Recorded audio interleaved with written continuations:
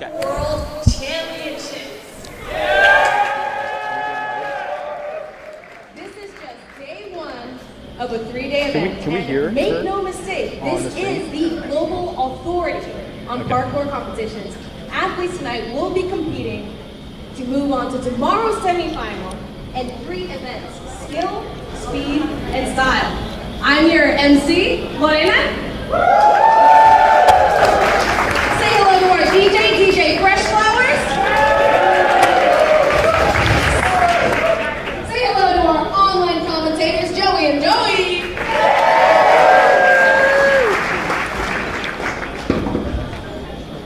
And without further ado, y'all, let's get started because this competition's gonna be insane. I honestly don't know if I've seen a competition as stacked as this one.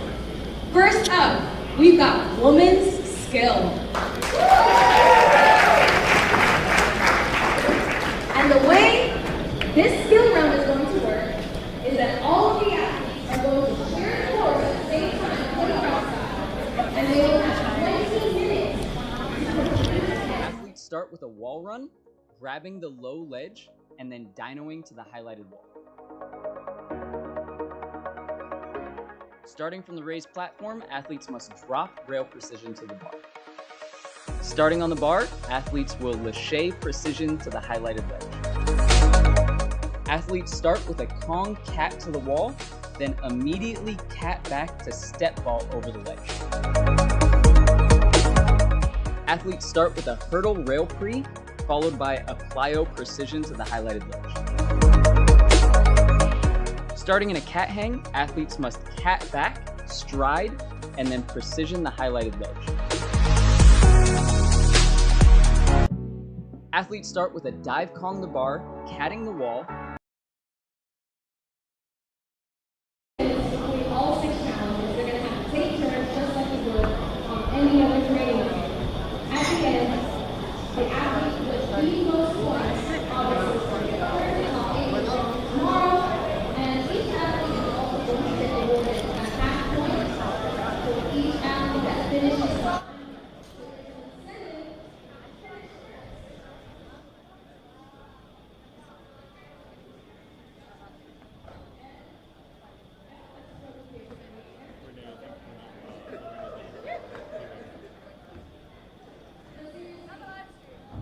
No, you're not live yet.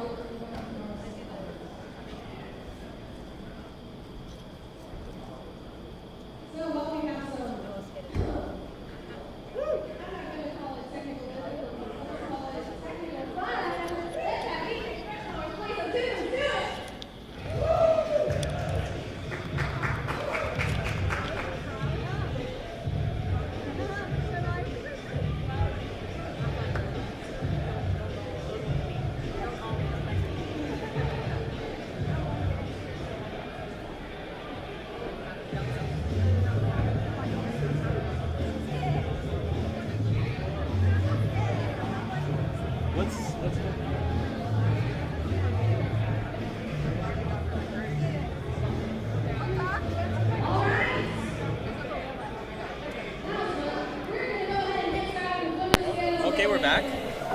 This is good. Sorry.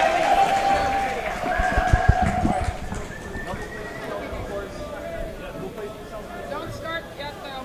20 minutes, the amount of time they will have to complete of these immensely technical 6 challenges. And I get to start the time.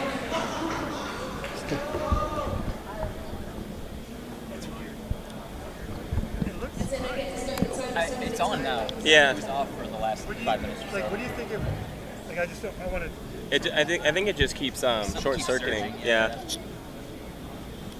And then this is stopped now.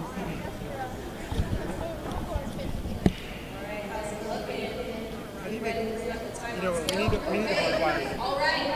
Does this have a hardwire? Like I'm not sure. 3, 2, 1,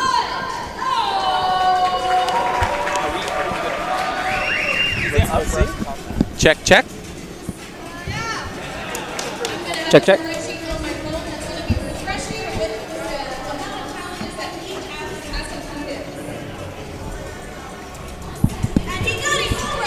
All right, what's up, everybody? Welcome to SPL 2, the competition of the year, the Parkour World Championships. We got your boy Josh Dowie over here with Joey Adrian coming into the commentary booth. Thank you so much, Josh. Now, we got women's skill quarterfinals going down right now. I'm not sure. We had a few technical difficulties. I'm just going to reiterate what's going on in this style or in this skill format.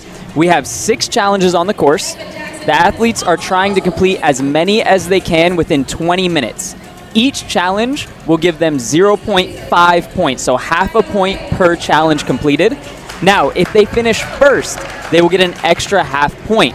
If somebody else finishes all 6 challenges right behind them, that new person will get a bonus half point, and the person that finished before them gets a half point added on. So basically, if you finish first, no matter what, you will be a half a point ahead of everyone, and so on and so forth down the line for however many people finish all 6 challenges. The sooner you one-bang these challenges, the better. And we've already seen a couple athletes flashing challenges back and forth. Oh, sheesh. Huge send there. This first stride, you have to go over the lateral bar, precision, and then plyo to the stick. Nice work. It looks like Nene just nailed that lache as well. We got Louisa going for that dyno, and she just put one hand up before the other. Unfortunately, they got to hit these challenges a little cleaner than that.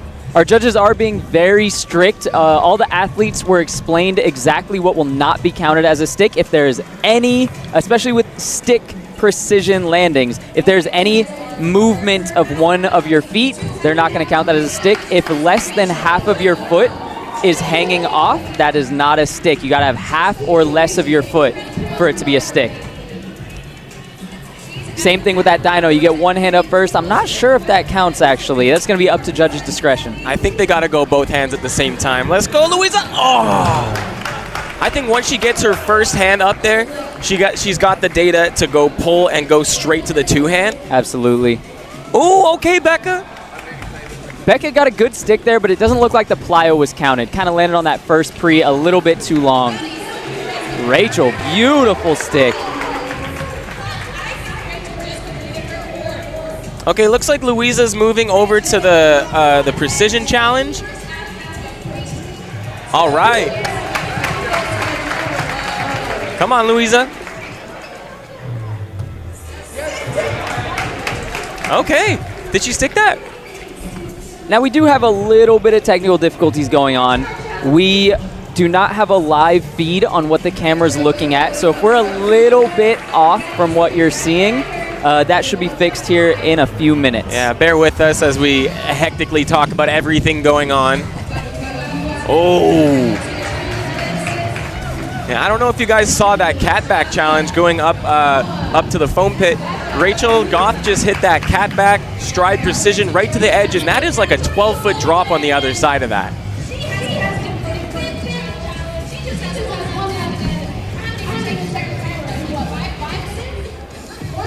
I believe Rachel has just completed her 5th challenge. What? Yo, Rachel, let's go! Rachel be slaying right now. Absolutely incredible. We're, what, 2-3 minutes in? It's going to be over before it even started. Oh, Lanny just short. Oh, no, that's Lanny over there.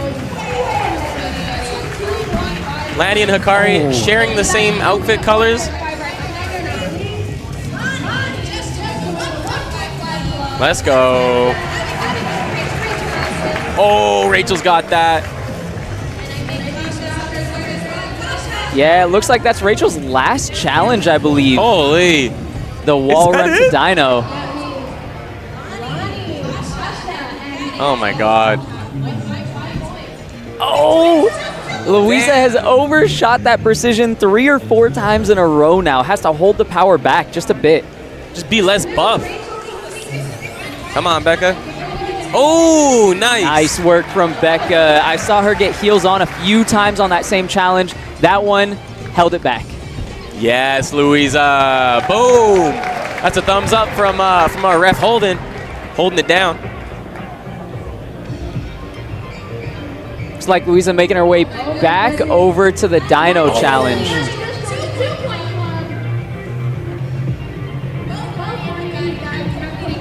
Damn, looks like they got to hit that wall run just a little bit higher. Lonnie, with her feet just a little bit too low on the wall, it's going to be really hard to shoot up that wall. Yeah, you got to make sure that you grab that first hold high enough or early enough into your wall run that you can propel yourself with your arms without just only using arms. Oh, and Louisa just bouncing that last shot. I thought she already got that one. She might have said, I'm going to do it again. Just going back for the bonus points. A little posterity check. Oh, Nene just took the drop all the way down the 12-foot. Sheesh, is she okay? We have an injury. Uh-oh. Yeah, it looks like Nene is down. We have some judges being called over, possibly some first aid. Damn. Nene is like 4 foot nothing. Don't She go. just went down Don't 3 go. times her height. She is up on her feet, a little bit of a limp. Damn, and she's being escorted off the course. Damn, Nene. In skill, no less, and we were looking forward to seeing her in style. Hopefully that wasn't too severe, whatever happened. Get some ice on those feet right away. Yeah, and you can see that challenge that they're working on is the biggest drop in the gym if you overshoot it. Quite literally the biggest drop. And not only that, something you can't see is underneath it, you have a vault that you have to miss landing on. Ugh. I remember last year in men's skill finals, we had Daryl almost take a drop straight to that vault. I think he did take it, did he not? Yeah, I think he just From a missed bounce? it, but Okay. yeah, he did take the drop. Ooh, and Louisa showcasing her comfortability with heights. And Rachel's putting in work right now. Oh! Now, one thing that I heard that they were talking about while designing a lot of these skill challenges is trying not to have every single one end in a stick, which is why you have things like the Dino challenge, you have our Kong cat, and then you have a 180 cat back to a step vault at the end instead of a stick. Changing things up a little bit because not every challenge has to end in that stick. Yeah, this year they wanted to make sure that it wasn't a stick competition. So they switched it up a little bit, tried to diversify these challenges, just to show that parkour is more than just jumping and landing on a ledge. Absolutely, and especially getting some of those rail precisions out of there because they can be so hectic and just any amount of luck can make or break you on a rail stick. Let's see if Rachel's got it this attempt. This will send her straight to semis if she can get it on this one. Let's go. There she goes. Oh! That's what I'm talking about, Rachel. Absolute fingertips on that catch. Crowd going wild. Rachel goes through in first place, moving on to the next round with 0.5 points ahead of everyone, no matter what. Come on, Rachel. God Squad looking real happy. All the way from the UK, that's Rachel Will, ladies and gentlemen. I believe just behind her right now She is very obviously is Louisa, still working on that Lachey precision challenge. Good release. Oh, yes. behind her is a dead heat. We've got Lonnie. She went, damn. Damn, that was work. Lisa just shot ahead.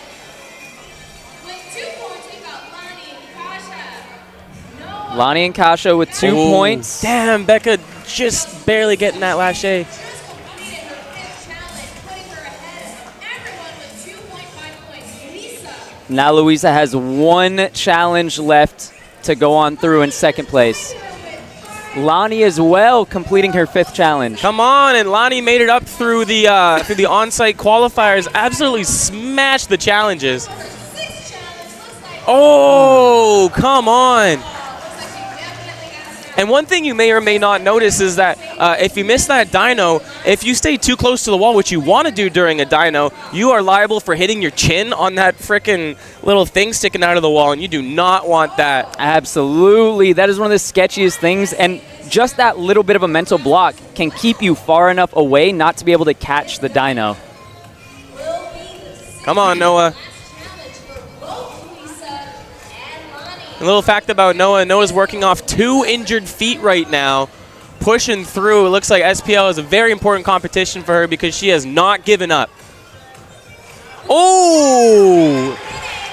Becca getting it done. Becca, an absolute powerhouse, recently crowned the Baroness of Bolt at WCT. Sheesh! The Baroness of Bolt. The Baroness of Bolt. She Says did it not all. drop a single tag, and she did not get tagged. Damn. Absolutely incredible. Let's go, Becca. Big Becca business.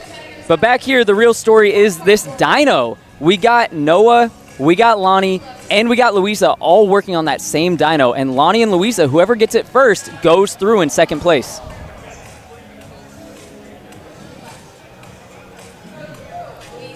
Oh, Hikari's looking good for that last A. She just needs to nail that release on the first swing. I don't think I've ever seen anyone nail a lash A from a second swing. Oh, here we go, This is Louisa. it.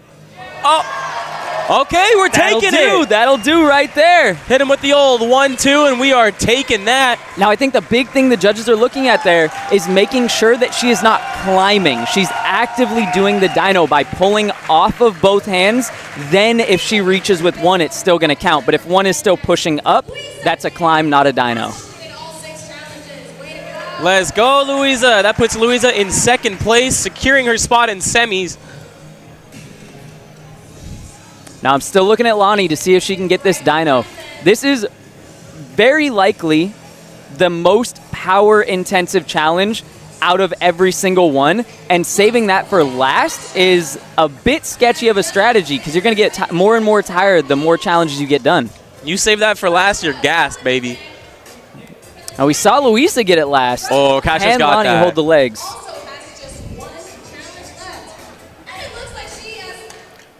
Oh, Lonnie, just a few centimeters away from it. Something I say all the time, if my arms were just 1 inch longer, I get so many more challenges. Same thing for Lonnie there. 1 inch on the fingertips and she had it. Oh. And Hikari just stopping on that first cat. I think it's probably better if she can continue straight through, but remains to be seen. Yeah, if you stop your momentum, it is all in the arms to get that pull. If you can grab as you're still continuing up, it's going to be a much easier time. Looks like Becca's setting up for the drop pre here. She's working on her progressions, and looks like her last test was good. She's ready to go. Just eyeing it up from down low. Big dyno sesh going on right now. Yeah, we got a line going on for that challenge. Whole damn Cretaceous period going on over there. That's the great thing about this community challenge, though. Everyone is just training as we would train. Everybody's getting together. Oh, and Ref Alex says no, no, no. Yeah, Hikari gets it, but it was too much of a climb, not enough of a dyno action. Lanny. Okay, Lanny got some good data from that one, though. That was a really strong pull. Got her a lot further than last. Without a doubt. And as I was saying, this is exactly how we train. Everyone's down there. They're talking about the challenge. They're not really sharing. They're not really holding back any secrets. They're all trying to get this challenge. Oh, and our Foot Locker employee says no way. He says we do not have shoes in that size. Which translates to you have to release both hands at the same time. There we go. Noah going up for the dyno. Oh.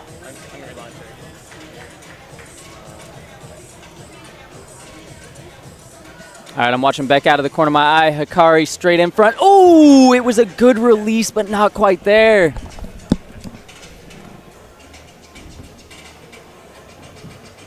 Damn, and those arms do be getting tired the more that you hit those dynos. The more dynos you do, the closer to extinction you are. Definitely. You know Rachel's got to be feeling really good. Got done early, gets to save the legs. Oh, Noah's so close. Noah, that was it. Damn, and taking those drops on her injured dang feet. Exactly, and even worse of a drop because she got the catch just for a little bit. That kind of swings you backwards. She definitely has it. Damn, Kasha's like, I'll take that drop all day. When she completes the dyno, she will be the third person to have completed all 6 challenges. Oh, that was looking good, Hikari. Damn. Hikari has been centimeters under that wall for the last 3 attempts. And you could tell that she was going to be close even before she started going up the wall. Just that run that she was taking at it, that confidence and speed. We got 5 minutes left for our competitors. Can they squeeze out this dyno challenge? Come on, Noah. Oh! Yes! Noah! That's right! Incredible work! Come on! And she said, I am not taking that drop one more damn time. That was such awesome work. She got both hands up there. Last time, it looked like she caught maybe one hand a little bit more. The fingertips weren't able to hold. That time, she gets both up, and the combined effort allows her to stay on the wall. Clutch. I think Kasha's got it next attempt as well. And Noah's made her way over to the precision challenge. She's done a few progressional attempts at it. Looks like she's ready to go straight into it.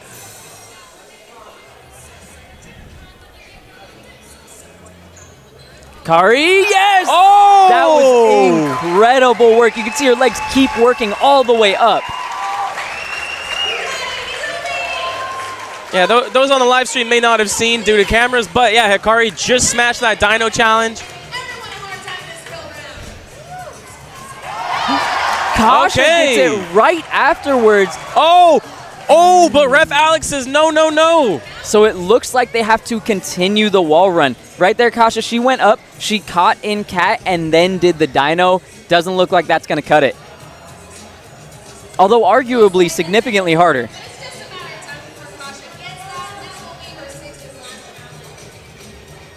Oh, she's just got to commit a little bit more to that pre. A lot of the time with these downward pre's, you want to kind of hold back, especially when you're going for that stick as quick as you can get it. Oh, okay. Becca's finding that Goldilocks zone. Now you can see the 2 different styles here. Noah jumping off both feet, where Becca is using the 1-foot swing method. Oh, there Noah changes it up. Okay, so hopefully if Goldilocks is a true tail, Noah's got it next attempt.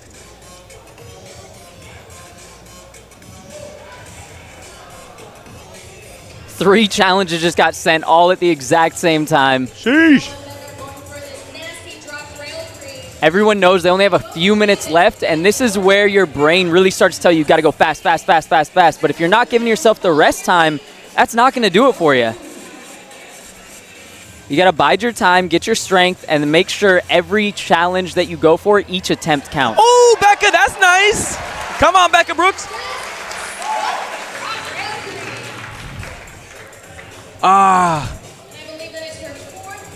And Noah just overshooting that. And hopefully watching Becca do that might have clicked something in Noah's brain. Maybe it'll make it a little bit easier for her. It certainly helps when you're repping a challenge back-to-back with somebody else. Oh, Kasha, damn. Give herself a whole manicure off that. Trimming her nails.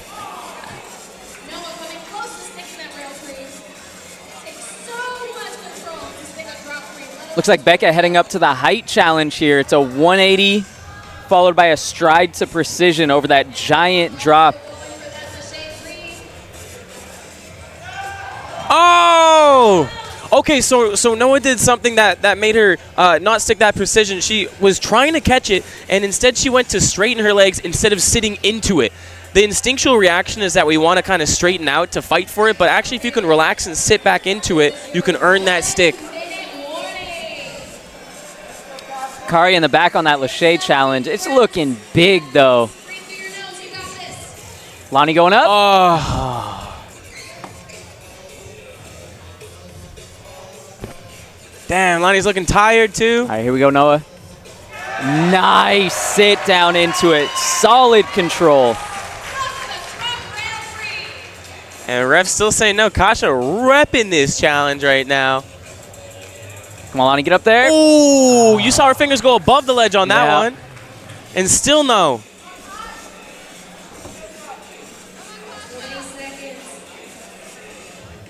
Did I just hear 30 seconds remaining? Oh my goodness. Last efforts here.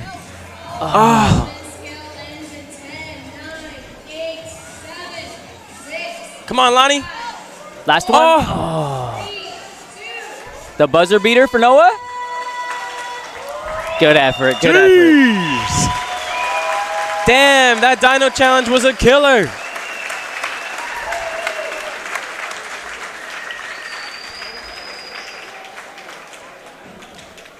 That is it for women's skill quarters today. Yeah, just waiting to hear what placements we had there. We know for sure Rachel goes through. We know Louisa goes through. I know Lonnie was just behind. I think Noah was a few challenges deep. Becca had at least 4 done. Damn, I'd love to get a check on Nene, though. That was a crazy drop to take. Absolutely nasty fall to take. And Nene is competing in style as well. I really want to see what she has planned for us in style, so I am keeping my fingers crossed that she is not too injured. No,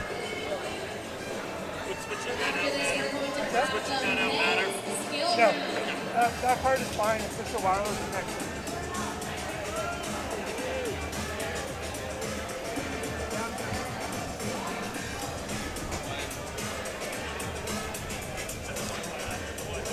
Oh, and Louisa losing that stick. Little throwback there.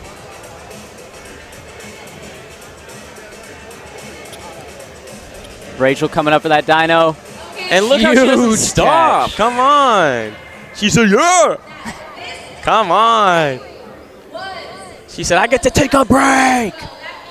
Rachel and Louisa both looking just leagues ahead of the competition.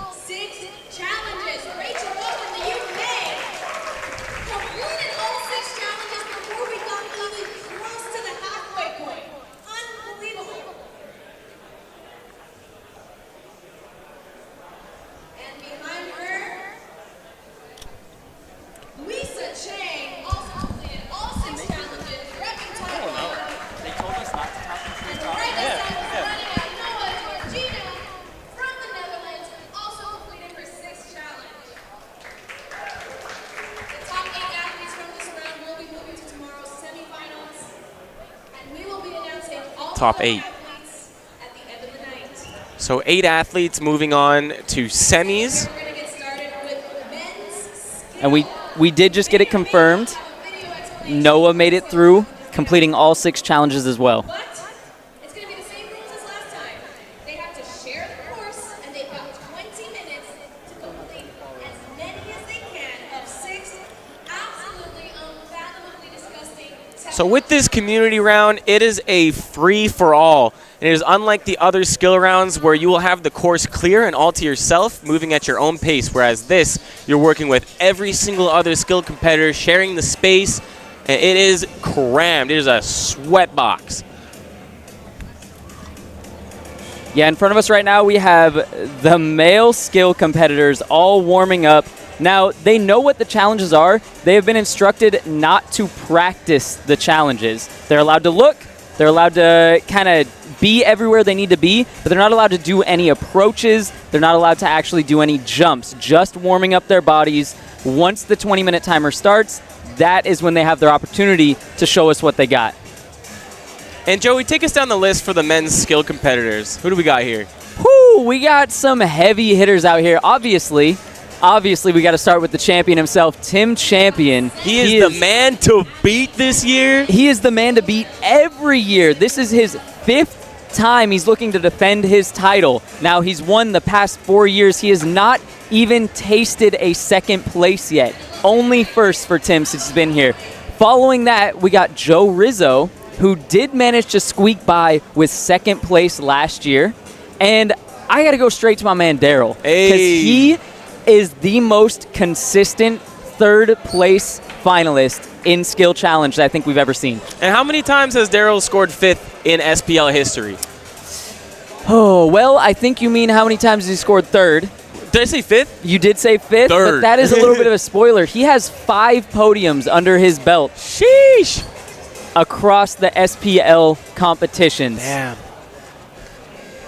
Let's see if he can make his way up this year. He's been looking strong, training hard, pushing his PRs.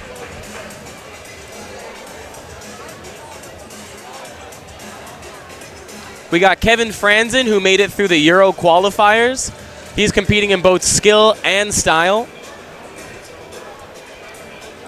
Yeah, continuing to move down the list, we got a number of heavy hitters here. Now, we got Xander coming back. He was here last year. Last year, he completed 8 of the 9 community challenges, which is very impressive. This year, again, we only have 6. So instead of 9, we have 6. They are more difficult challenges, but you have a smaller time limit to get them done in. We also have Oliver Thorpe, who came in first at the Euro qualifier. Now, I'm rooting for him. He is about my height and an absolute powerhouse. So if he can go far in this, that gives me a lot of faith that, you know what, maybe I come back, mess around with some skill. Okay, yeah, this could be a big win for the Short Kings. You better believe. Hey, we're good, Loretta.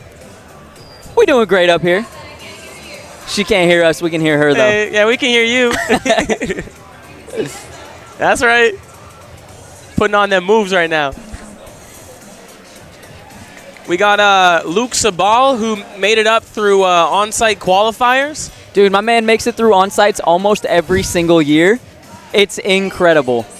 He's made a habit of coming up through the woodwork each year and being like, what's up, guys? I'm still sick. I still got crazy hops. Woo! We also got, he might look familiar. He might look a lot like Brody Pawson, but it's not Brody. We got Dylan Pawson from Australia. He also came through and made it through in on-sites. As you may have heard, Jared Nahulu from the USPK Nationals, the lache master. Some of the biggest laches I have ever seen in my life have been done by him. Yeah, if anybody was following his story, he woke up at like midnight last night, hopped on a plane, came out here, and got here today. Zoink. He actually didn't get here in time to see what the skill challenges were because that was earlier in the morning. Showed up later, and somebody had to walk him around and be like, okay, these are the challenges. We also got my man Ed Scott coming through. He was obviously qualified for style already, coming in first place last year. He decided this year, I'm going for all 3. I'm going for the Triple Crown. Can he do it? We have yet to see, but I tell you what, he came in first place in qualifiers in speed, looking absolutely monstrous. And in skill, we had a bit of a weird one where I believe we had 5 people make it through. Yeah. We had 1 person in first, and then 4 people tied for second, and they said, let them all through. Jeez. Let them in. With him, we got Jason Bergeron. He qualified in second place, tied with 4 others. He's in the black tank top. We got Arturo Pinky. He also qualified. Who else did we have? Ed Scott was one of them, and Luke Sabal. Yeah, that's right. We got Brandon Hooper, who made it through the West Coast qualifier, representing Hub PTC. Big up my East Coast boys.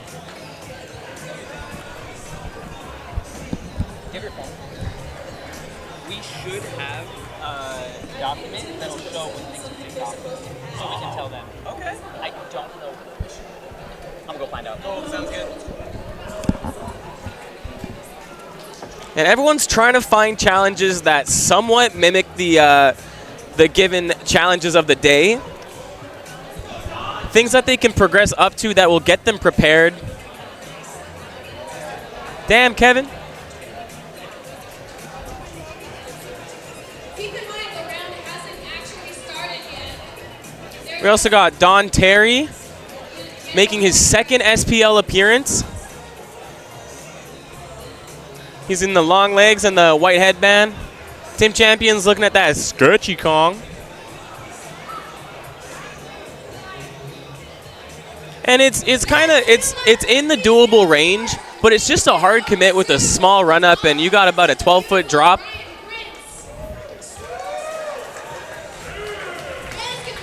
Gonna have to make sure to wrap them thumbs around that rail.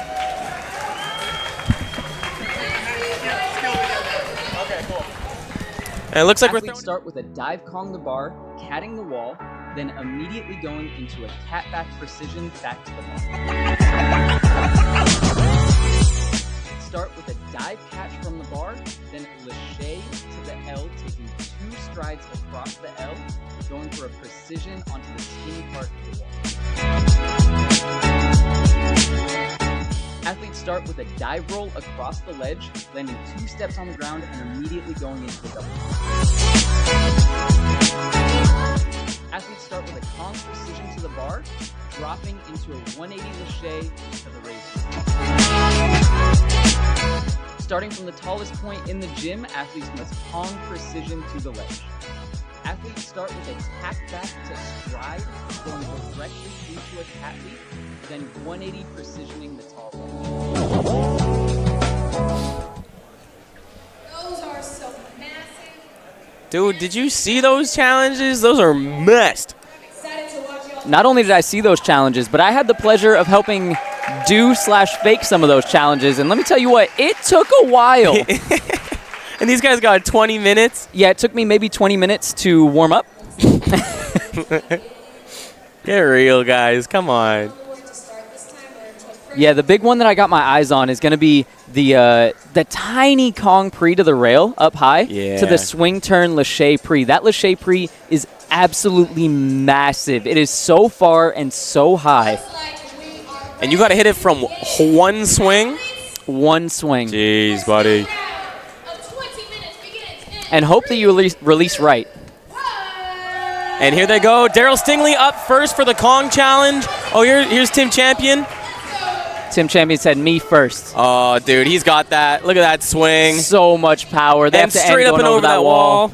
Jinx, you owe me a soda. I saw Kevin just hit the dive roll to double Kong, no problem, walking away with some swagger. And Dylan Pawson nailed the catback challenge already. Let's go, Daryl. Stingley with the Kong. Oh, that was incredible. Come on, Daryl, that was nice. Now, no, he did it before Tim. I have some news on that one. You don't actually have to stick it, but Daryl said, I'm going above and beyond. I'm getting the perfect stick, even 10, 11 feet off the ground. Let's go, Tim. Oh, so you do have to stick it? Oh, apparently you do have to stick it. Newsflash, Tim. I was told the wrong information. And that is it. Tim has no problem with that. We're what, 2 minutes in? And 10? Champion? Looks like Daryl just feeling that one out. Didn't get a good Kong at it. And Joe Rizzo working away on that 180 challenge. Yep, that's Tim Champion so far, the only one with 2 challenges. Oh, and Don Terry nails the catback. All right, who do we got? Arturo up, looking for this dive catch. Has to swing around, stride. Can he get the precision?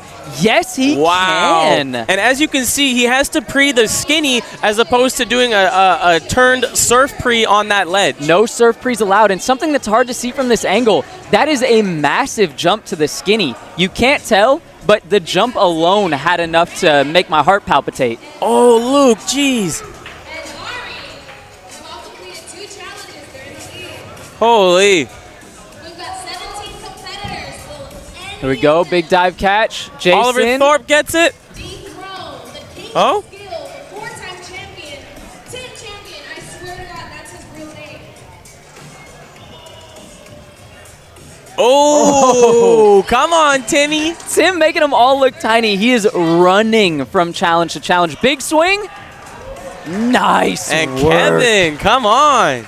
Kevin looking like a powerhouse. I didn't recognize him at first. Is there anything he cannot do? The Wi-Fi's going in and out, so I might be behind him knowing who has completed what challenge. Full disclosure. Oh, that's a massive stride to cat there. Oh my goodness. Okay, Jason Bergeron looking at that lâché stride again.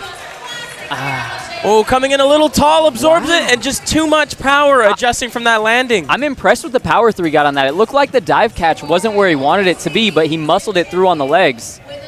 Oh, Daryl just Xander, undercooking it. We just saw Xander in the corner of the screen hit a beautiful stick on the 180 strides.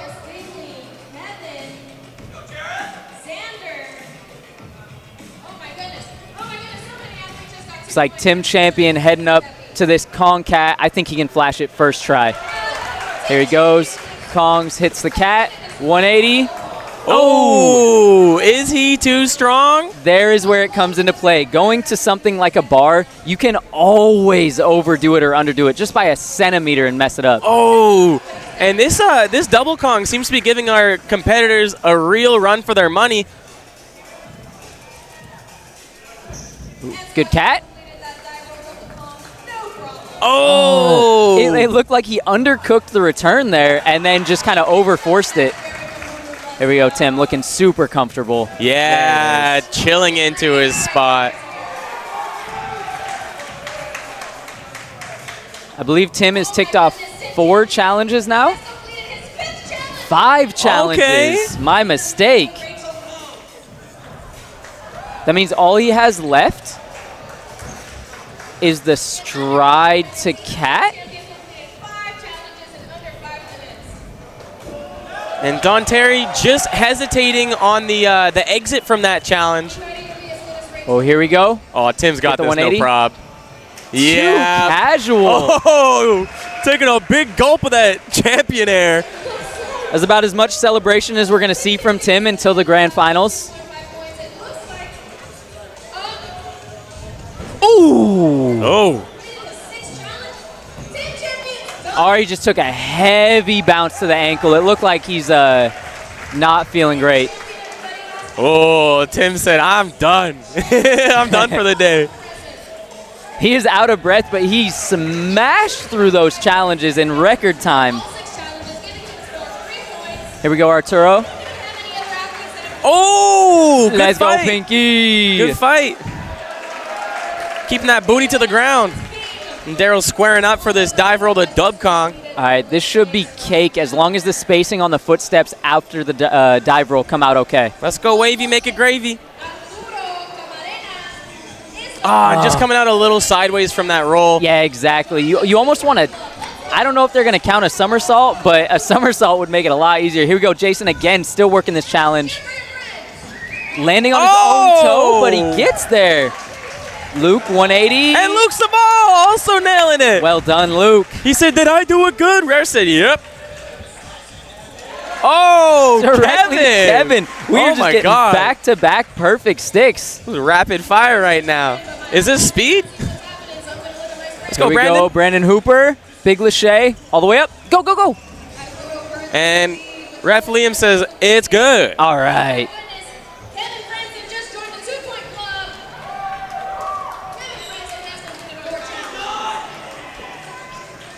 And Don has been repping. And here we go, comes Daryl. That's it. Oh, Nice work, Daryl. nice. And snatching that challenge, nod. even though he was coming out sideways still. Looks like he's going over to one of his most comfortable skills. Not so much the dive Kong, although he is very proficient in those, but the cat back pre, I think he gets first try. Yeah, he's got those for free. Oh. And Jared Nahulu coming out just a little too fast.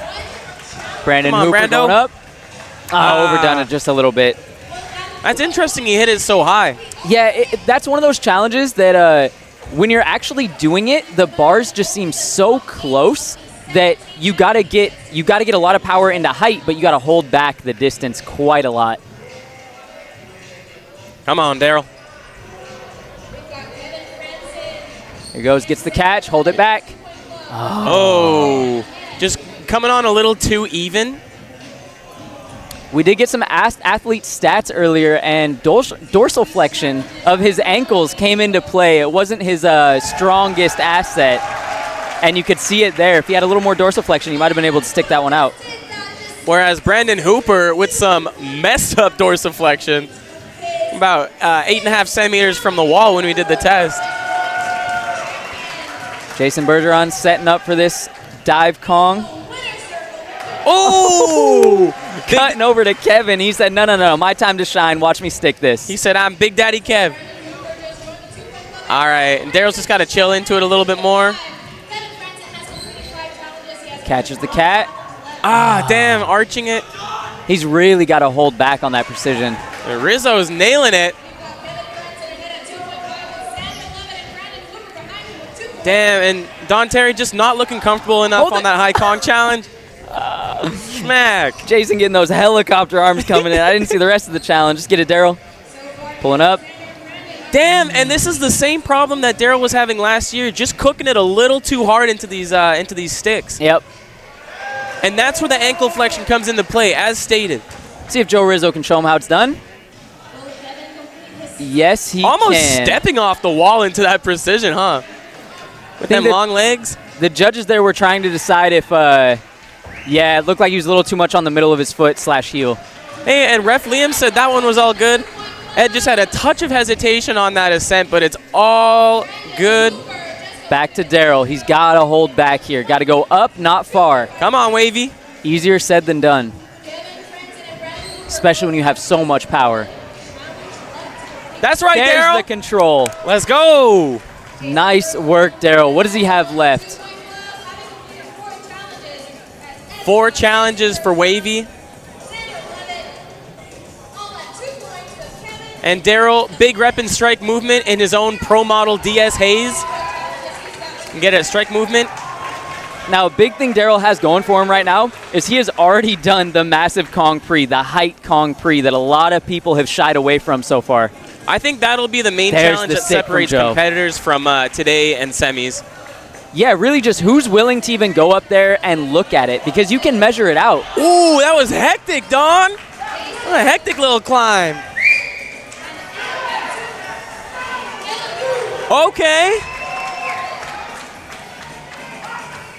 And Brandon Hooper's still looking at that Kong. Here we go, Joe Rizzo, second place last year. Just feels it out for the first time. Runs it back, catching his breath. I think Joe's got this, but I also haven't seen him do a double Kong before. That's a very good point. I don't think I have either. And no disrespect, I bet he can. Oh, most definitely. But he's not necessarily the double Kong type. Oh, Easy, okay. easy. I stand corrected. Let's go, Joe Rizzo. Thank you very much. He's also got some nasty Olympic lifts.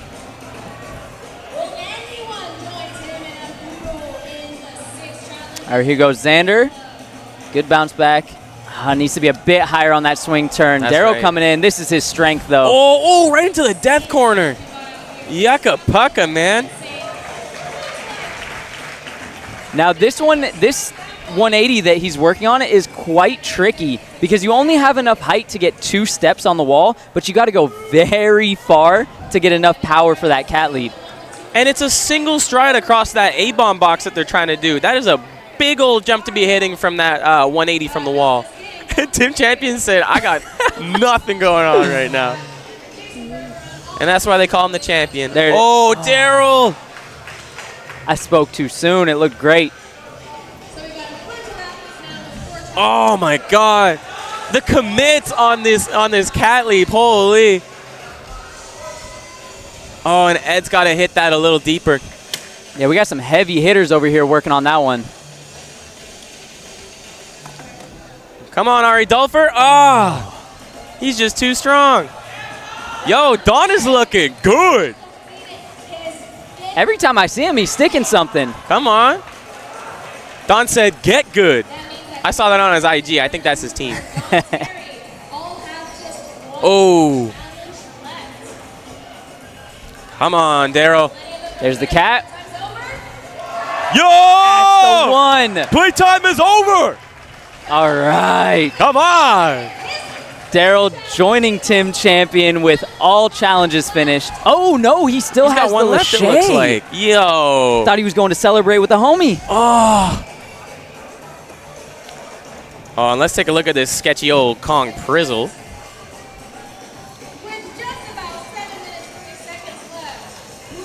Joe Rizzo looking for that Lachey. Oh, holds onto the bar, does not release.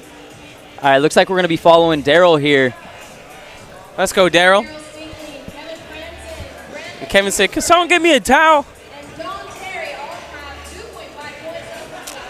We have 4 people in contention to go through right now. One more challenge from any of them, and it's done. Oh!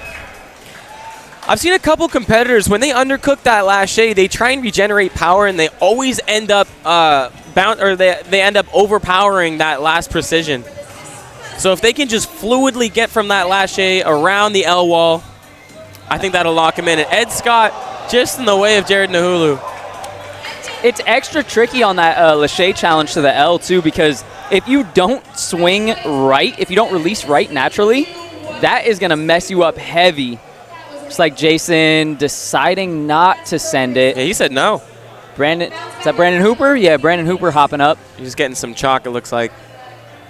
Come on, B. Hooper.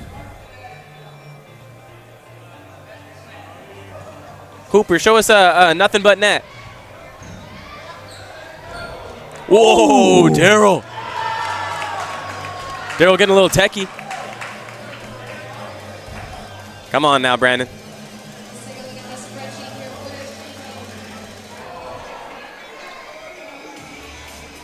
Oh, it's so scary up there.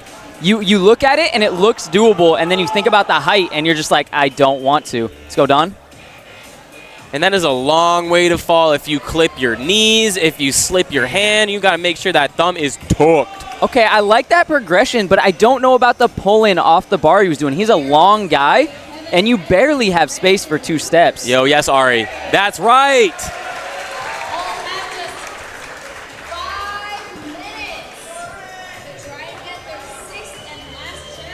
Let's go, Ari.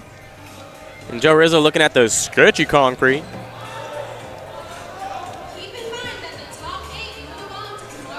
Yeah, Daryl. That's it. That's got to be it. That's right. He's done. Daryl gets the thumbs up, That's moving right. through. Now he can go celebrate. Come on. Giving fist bumps to our VIP tables. He's a man of the people. Daryl Stingley, Wavezilla. Oh, come on. Oliver Thorpe snatching that concrete. I missed it. I just heard the crowd go wild on it. Oh.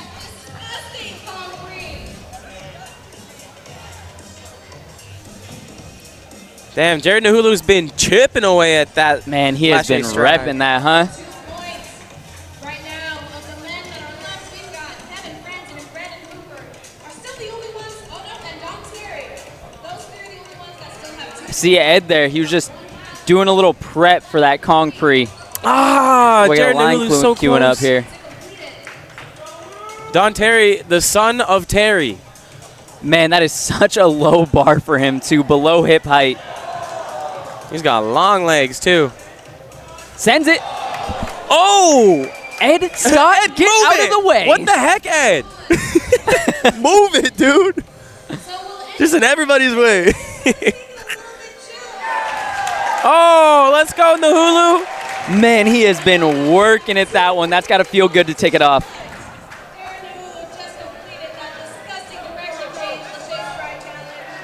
Nahula hoop. Looks like we got about 3 minutes and 40 seconds left on the clock. Let's go, Rizmaster.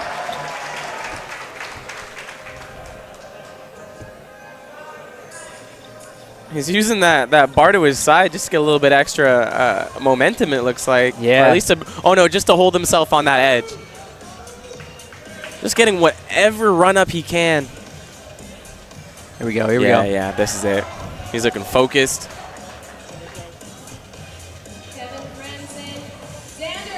Man, it's so hard after watching so many heavy bounces on this as well. Goes for it. Hey! Yes. Let's go!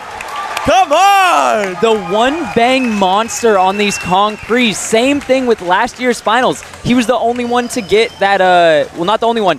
What? He was the only one. He was the only one to get the stride Kong Pre at the end and stick it. Come on.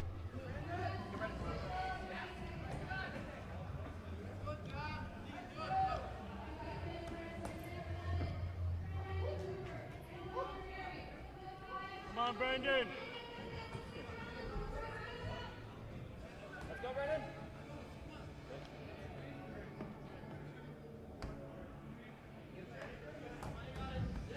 Come on.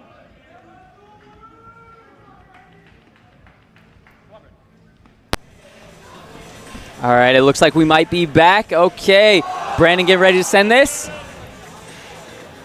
Just trying to get his mental in the right place.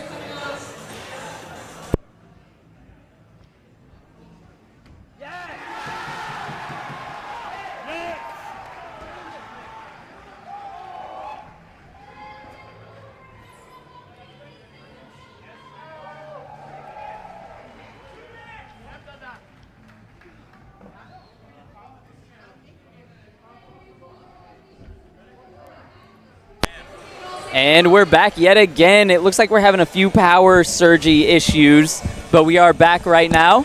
Oh, hello everybody. Just a little bit of technical difficulties, the kind of stuff that we smooth through on day one. And for the pay-per-view, everything should be in ship shape. Looks like we are watching the victors right now, but not the people still. Coming down.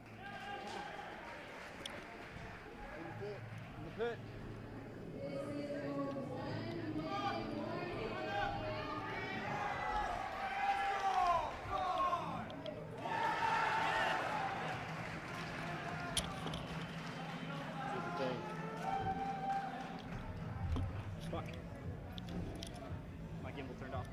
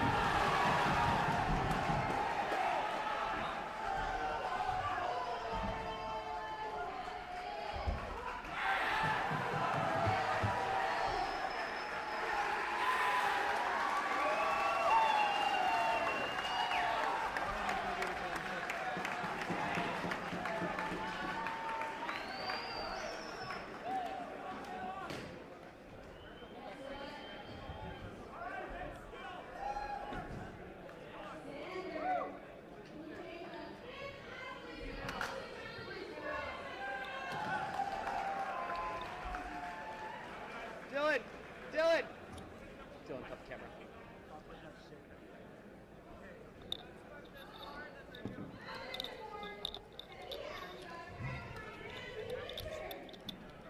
Stop recording. You recorded. That's up. Oh, okay, that's falling off. Bro, turn it off. No, you're good. I need to change out batteries. Okay. Bring it back to the village. We had 2 athletes join the 6 Challenges Completed Club, bringing it up to 5. We had 5 athletes complete all 6 challenges. And they were Don Terry, Xander Levitt, I need tape to shake his phone. Arturo Camarena, Daryl Stingley, and Tim Champion got it in like 5 minutes.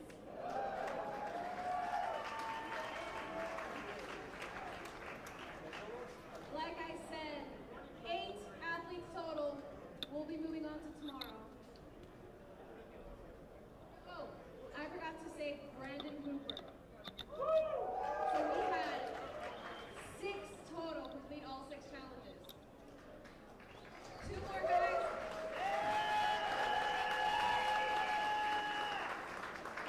In addition to these 6 that have completed all 6 challenges, we will have 2 additional athletes that will also be moving on to tomorrow's semifinals. We will be revealing the names of everyone who's moving on at the end of the night, so stick around because we are now getting ready for our speed competition, and women's speed will be first. DJ Fresh Flower, play some tunes.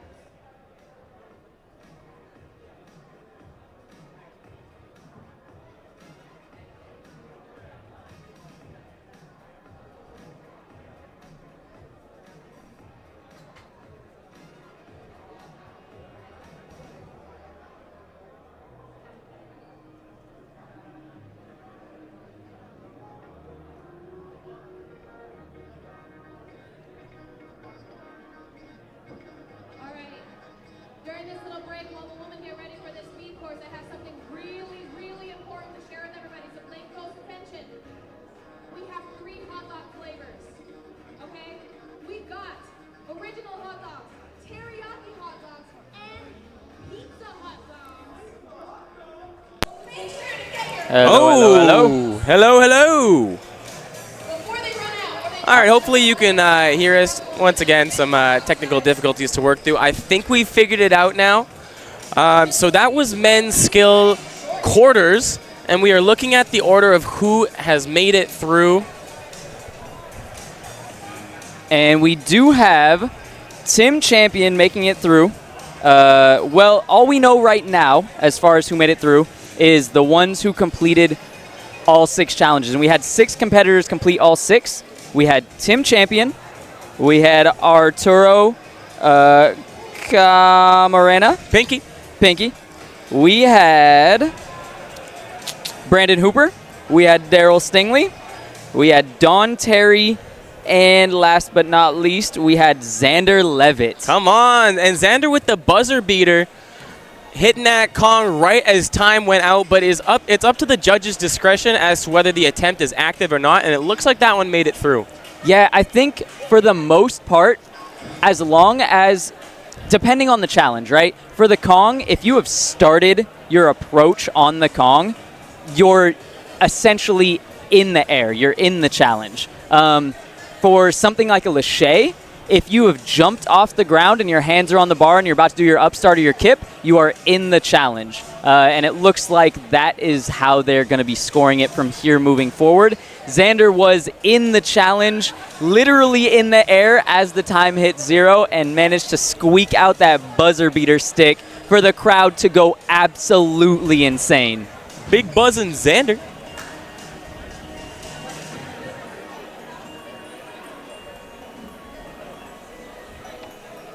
And now we're throwing it to women's speed quarters. We got Allison Lind, Evelyn Rosier, Hanaho Yamamoto, Katarina Washburn, Jess Chan, Kasia Kilogenic, Noah Diorgina, Hikari Izumi, Megan McQueen, Miranda Tibbling, and Taylor Carpenter. And we are just getting all warmed up. So with this speed course, what I do know about this one is it is a hefty up and down, especially the start of the course. They got to get all the way up and over that chimney. And boy, is that an ascent, especially if you're not as confident with your climb up. So hopefully these ladies have their ascent skills on lock, because this will be deciding who makes it through. Yeah, getting up and down off that chimney is the main piece I'm looking for here. And Jess Chan's looking better than she was, because she might have sprained her ankle on a precision in practice, but looks like she's taking drops, all good. Jess Chan, the overall winner from the USPK National in Denver. And we are going to throw it to a quick commercial break.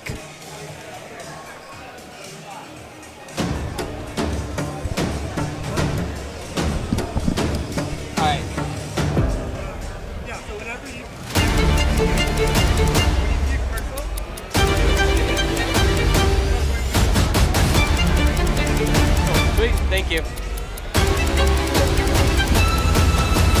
Well, hectic as always on the first one. Yeah, of course. It's no biggie.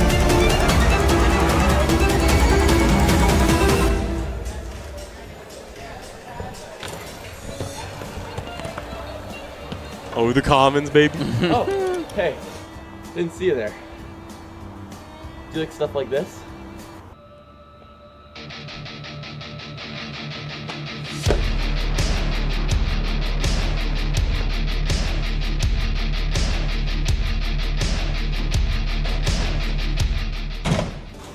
Still with us?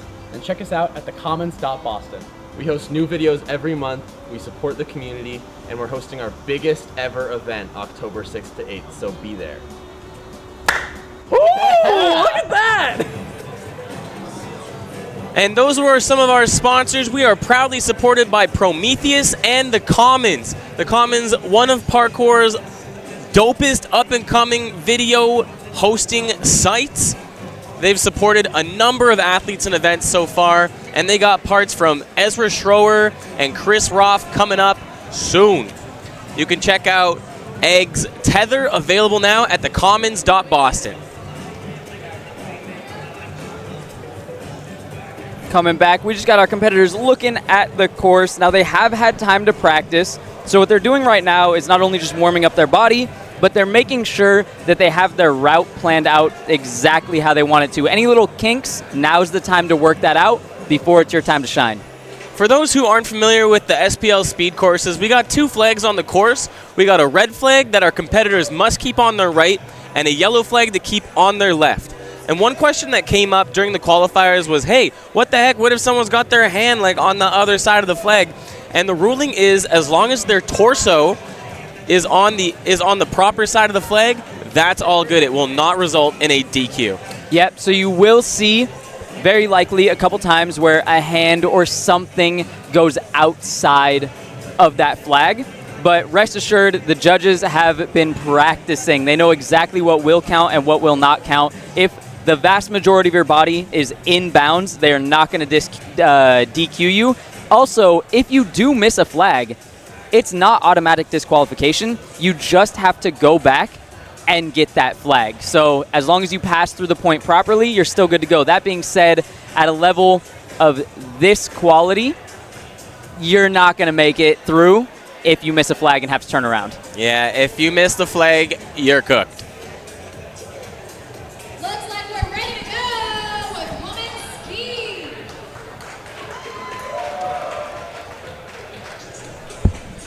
Alrighty, and we're going to throw it to a quick speed demo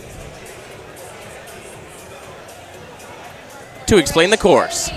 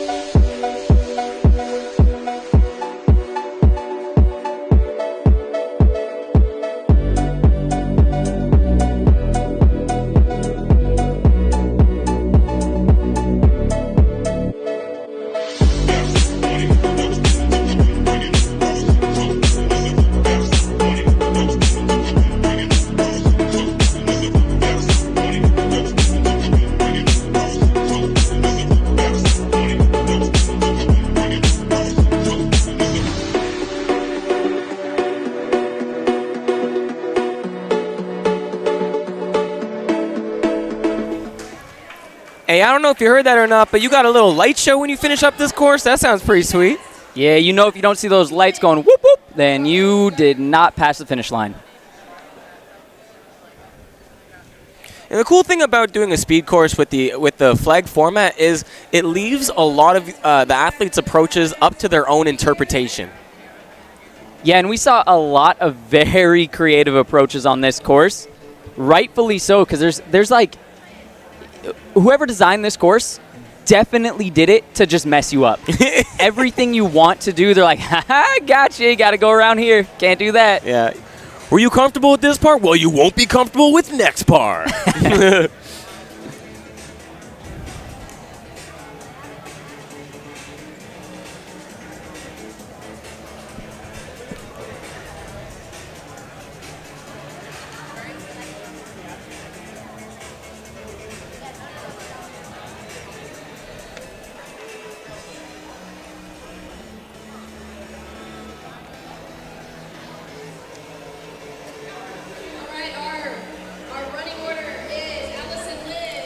Up first, Allison Lind, representing the entire city of New York.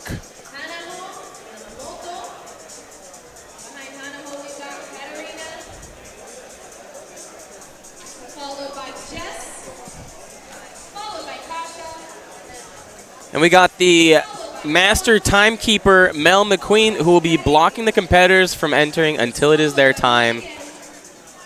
And if they step at her, she will wrestle them to the ground. Speed, skill, style, and slam.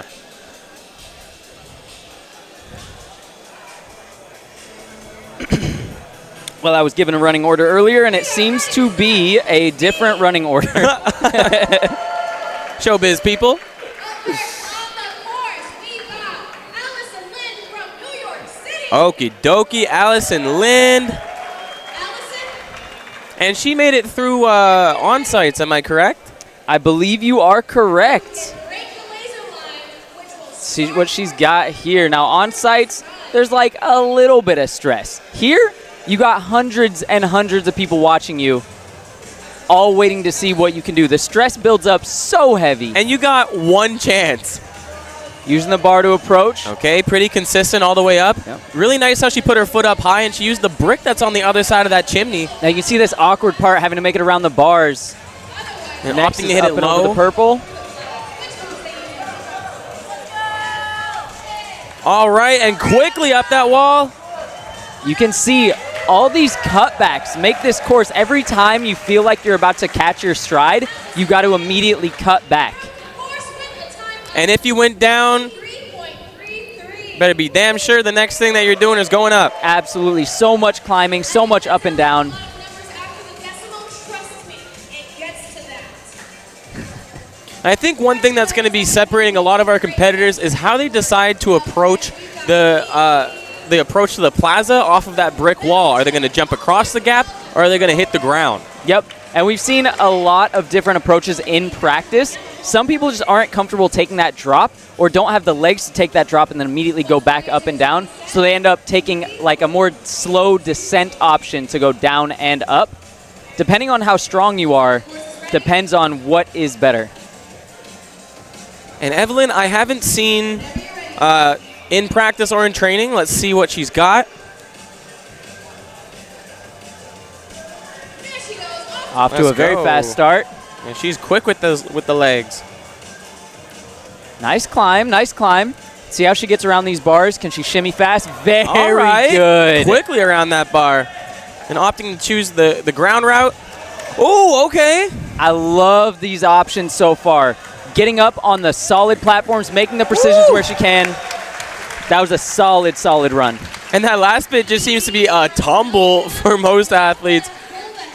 Just dropping straight to the finish line. Now you can see the big changes there. Instead of going all the way to the ground, where going over that purple, she decided to stay on top of the gray and make the precision over to the block. Parkour speed course, a parkour speed course, and not an obstacle course race is the fact that it involves direction changes, height changes, technical footwork, and different choices in terms of how to get to the end. Some athletes fly over, some athletes go all the way up and down, some athletes stride the gaps. Which ones are actually faster? We're about to find out. The lasers are getting ready for our And Evelyn with a time of 22.051, putting her in first place. Up next, Hanaho Yamamoto from Japan. All right, the laser's green. That means the course is ready. Hanaho also made it through speed on site. Hanaho pretty much Oh, let's go. First one to go up that straight wall. crushing powerful climbs. Little bit slower under the bars. Can she make up for it going over the purple? Striding across. Okay. Under the bar. Different approach here. I think I like this approach better so far. Will it serve her? We're going to find out real quick. Tons of power coming out from Hanaho. And I'm thinking that first wall ascent is going to put her at a significant advantage, but the numbers will reflect. Oh, no. The laser was missed and not tripped. Oh, no. Can we get... What happens when they don't trip the laser? I'm right there with you. I don't know yet. We're waiting to hear how the judges are going to do this, whether it's going to be a replay Maybe we had a backup or timer? a rerun. She's like, damn, what the heck is going on here?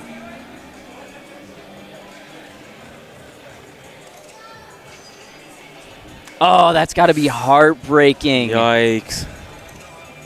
Now, in this situation, it really depends on Hanaho if she is hoping to rerun it or if she wants them to is just hoping that they will retime it via video. Jess Chan putting the moves on. Let's go, Jess Chan. Show them what you got.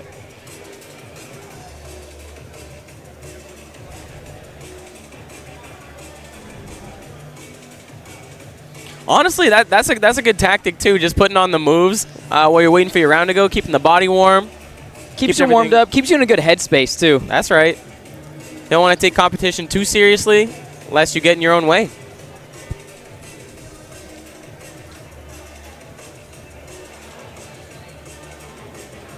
We got all of our judges deliberating right now. Like, could we just run it back on stream and time that? In case it hasn't just now been made abundantly clear, make sure you trip the lasers. Damn. It looks like she was just a little bit low and missed the laser by going. Damn, she went under the laser at the end? So it seems like, yeah, she did end up sliding under the laser.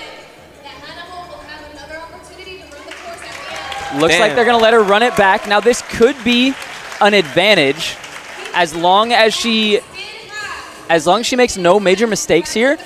Your second time through generally should be a little bit better than the first. Second the best. Just so y'all know.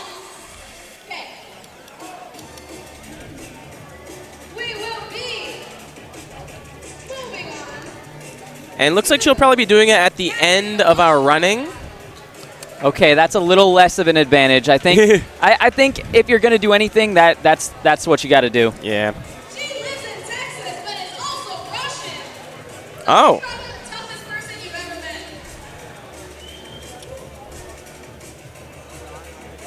We're still getting the course ready. Making sure this doesn't happen again. Make sure you trim the last laser. Hey, you best not be slipping under that laser. Man, that's so unlucky. Yeah, she went full Banghai's fantasy, slipping under them lasers. She said, Mission Impossible ain't got nothing on me. Did I hear we have Katarina up next? I do believe so. All right, Katarina representing Rise at the Warehouse from Houston, Texas. Let's go.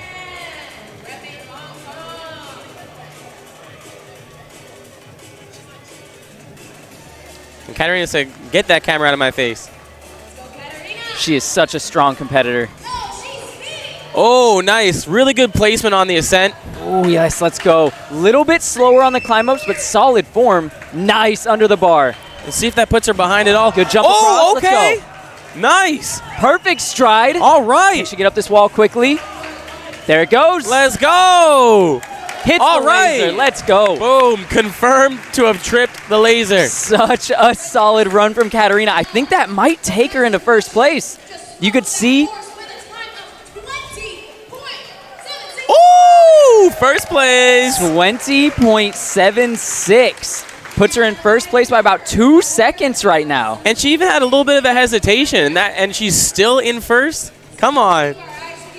Yeah, you could see the arm strength just not quite there for those first couple climb-ups. The technique was great, but there wasn't enough power to do it quickly. Every other section of the course, she dominated, though. And now representing World Chase Tag Team Kunoichi from Hong Kong, Jess Chan made it through the USPK National, winning, I believe, first overall.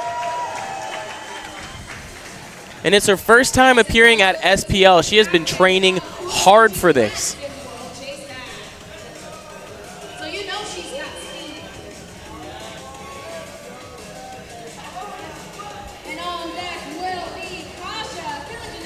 Let's see if that chase tag practice amounts to chasing down the finish line.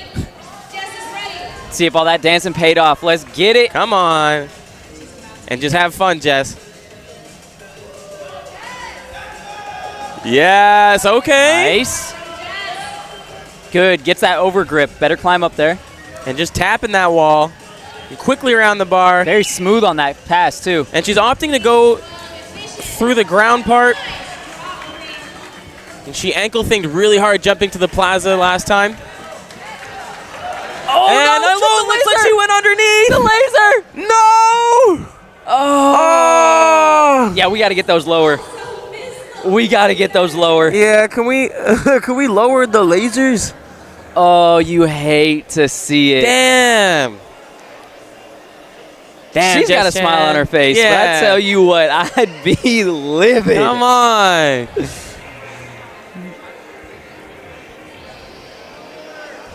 Is the crowd chanting "lower the laser"? Lower, lower, lower, lower. There we go. All Okay, right. confirmed to be lowering the laser now, lest it happen again. Oh, tragic. Now, in later rounds, we will have a touch finish instead of a laser finish. And if you miss the touch finish, that is 100% on you. The laser, I mean, you pass where you think it is, and if it's not there, that's just unlucky. Damn. You hate to see it. Jess is chilling. She's dancing over there. Yeah, Jess is keeping things lighthearted, keeping it chill. Now, I'm assuming they're going to do the same thing, allowing her to run it back after the rest of our athletes have gone. And hopefully that's the last time that happens. If someone goes under it now, it's a speed course into limbo challenge. We're setting it relatively low, so hopefully under it is not an option. Up next, Kasha Kilogenic. Representing my hometown, Oregon. Let's go. Ayo. And Kasha, a longtime SPL competitor. Just competed earlier in the skill round. And that is not Jess Chan.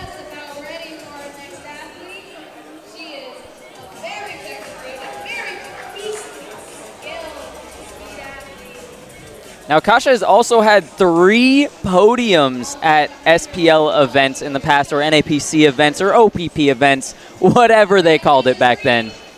Retrospectively, I think we're calling them all SPL events. Yep, and she also took 3rd place last year.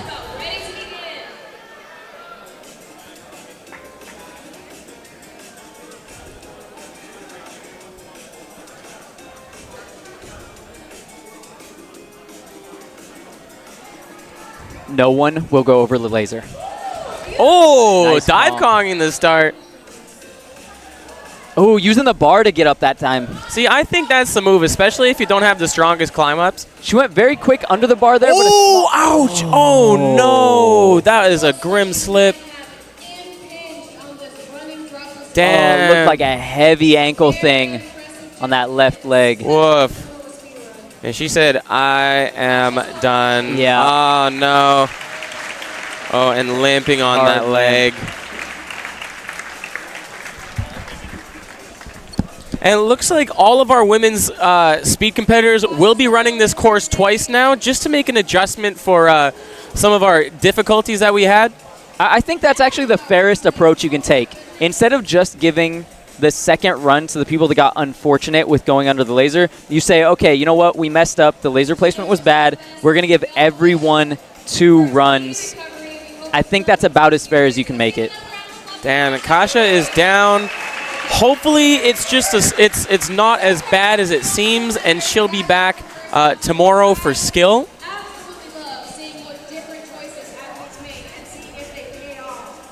Damn, that's 2 women's competitors injured already. Just a couple small mistakes. Man, you can see, though, the option to go for the heavy jumps can be pretty grim if it goes wrong. And that's the exact jump that Jess Chan also injured her ankle on. And that's why she opted to go down on the brick wall as opposed to jumping across the gap. Noah coming up now. She took 3rd place at the Euro qualifier. Very fast over that first wall. Gets a foot up. Will she use the bar here? No, goes for the straight climb up. Very fast, though. A little bit slower under the bar. Can she make up the time here going over the purple? Straight up. Nice work to the stride.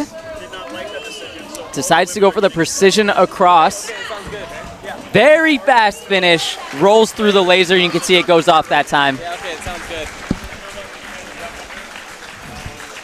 Noah, not overly known for her speed, but looking to change that now. She's mainly known for her style. And we're going to throw it to a quick replay. Yeah, so we're going to show some of our athletes going underneath that laser. And I've just been informed on the decision regarding the laser. So, yes, the laser has been lowered. We've given the competitors who went under a chance to go again. And the rest of the competitors weren't necessarily keen on that decision. So all competitors have been given a chance to go once again. So to confirm, each women's speed athlete will get 2 attempts at the course. But I do not believe that it will be the same for the men's men's speed division. Yeah, assuming there's nothing crazy that happens in men's, I believe they're all just going to get their 1 attempt, as was the plan before the lasers destroyed our lives. Oh, and here comes Hikari Izumi. Got a little overlay action. I kind of like it. A little spooky. Yeah, getting a bit trippy right now. We are seeing 2 visuals at once. All right, everything just very solid right now. Nothing too fast, nothing too scrappy, just solid, good movement. Nice work from Hikari. Let's go. Hikari, a very technically sound athlete. Nothing sketchy about what she does. Representing Tokyo Inkarami. How do you read that? Inkarami. Boom. Hopefully I said that right. Let's go. That puts her in 2nd place in wave 1. 2nd place. Come on. Oh, let's go. Megan McQueen has been training speed courses non-stop at Apex. Yeah, training like a speed demon where she coaches Apex Denver. She took 1st in the USPK qualifiers. She took 4th last year, this being her 2nd time out at SPL. Let's see how much she's improved. And fun fact, Megan's mom, Mel, loves handing out gummies at jams. One of my favorite parts about going to jams these days. Oh, using that height to blaze up these walls. And just a little slow on that chimney ascent. Will she make up for it with the rest of the course? See her height helping her out in the beginning, kind of hindering her there in the middle. And opting to go for the stride across the gap instead of the raw precision from the purple. Oh, there we go. Okay. That was such a nice adaptation. Instead of going all the way up and over the wall, she kind of slid around the side where it's lower, so she got to have a straight go at the laser at the end. And a linear run will be a lot more efficient than a pivoting run. Ooh! Okay, and that puts her in 1st place with a time of 20.250. Swaggy, swaggy, swaggy, Meg McQueen. Let's go.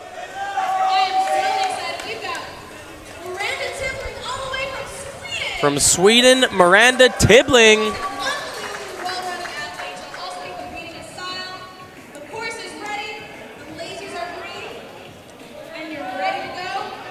And Miranda just recently also was the 3rd woman to jump the manpower gap.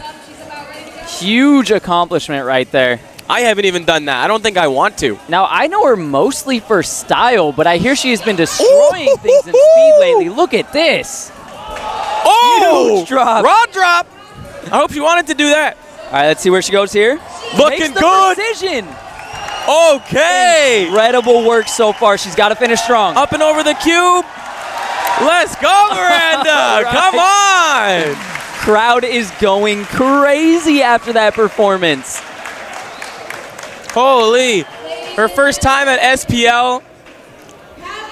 That was a huge showing right there. Takes the giant drop off the chimney, first of all, and then instead of jumping into the center of the gray cube, she actually hits the precision. Oh! 18.9.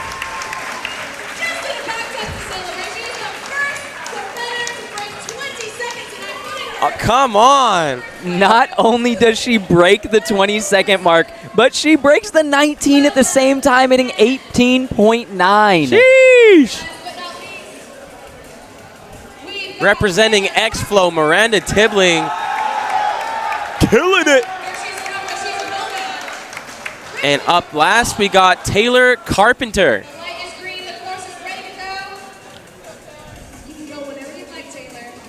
She got 2nd place at SPL last year. Let's see if she can close that gap and take home 1st. And if her Instagram is any telling, she has been working speed like crazy. Oh, let's go, Beautiful Taylor. climb. What an ascent. So strong. Strongest ascent up the chimney we've seen so far. A little bit faster going under the bars there. Decides to go the low route, not Switch risking any injuries. Okay. Oh, it's on a good come pace. on. Trips it. Oh, That's gotta be close. Now, I don't think she lost any time coming down off the chimney. She may have picked up a little bit of time coming around the bar section. Now going down the brick instead of jumping across may have cost her. We'll see here. So Taylor with the time of 19.156, putting her in second place just behind Miranda Tibbling.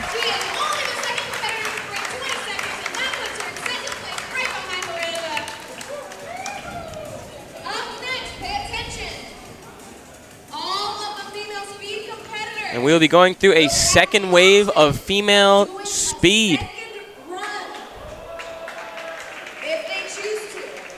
Okay, so the competitors have an option to best their time. They're not being required to go a second time if they choose not to. So Hanaho for sure, Jess Chan for sure. I think Miranda might be chilling on that time. Yeah, she seems so far ahead right now that there's not much of a reason. Right now she is currently sitting 1 full second ahead. Yeah, definitely. Almost one in a little bit. 1 in a little bit, okay.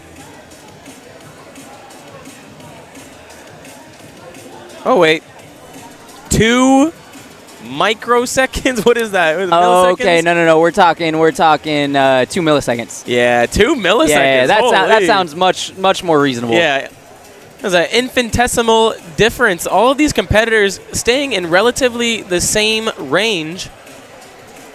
I haven't heard an update on Kasha yet. Very curious to see how her ankle's doing. Hey, I'd like to know if Nene's okay too. Yeah, we've had some hectic falls so far.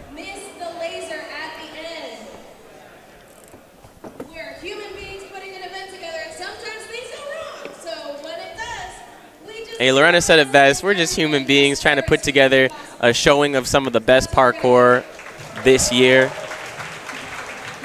So thank you very much to our broadcast team as well. Okay, maybe Miranda might be going again. She's over at the starting line. Hey, I respect it if she goes again. Come on. Now, her first run was not without faults. There were a couple spots that she could definitely improve on her time, and I think she knows that. She is also an absolute tank and a powerhouse, so I don't think she's worried about getting injured on any of these big drops. Like you said, she just did manpower gap. That is one of the craziest achievements in the parkour world. She knows her body's going to hold up to the test. Yep, that is the hallmark of a very proficient athlete who has a lot of control over their fear and very confident in their own skill. So obviously, if she could take the manpower gap, she could definitely take that drop from the chimney. Yep. No problem.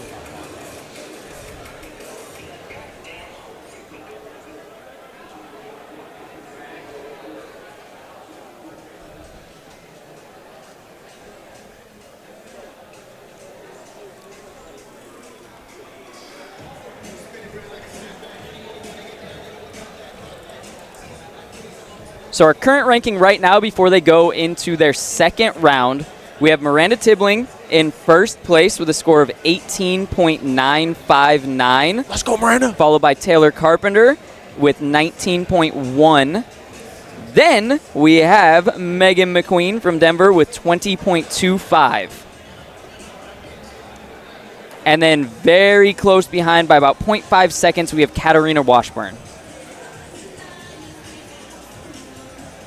And that is our current top 4. Let's see if any of our Wave 2 competitors can best their time and squeak into the podium, making it to the second day SPL semis.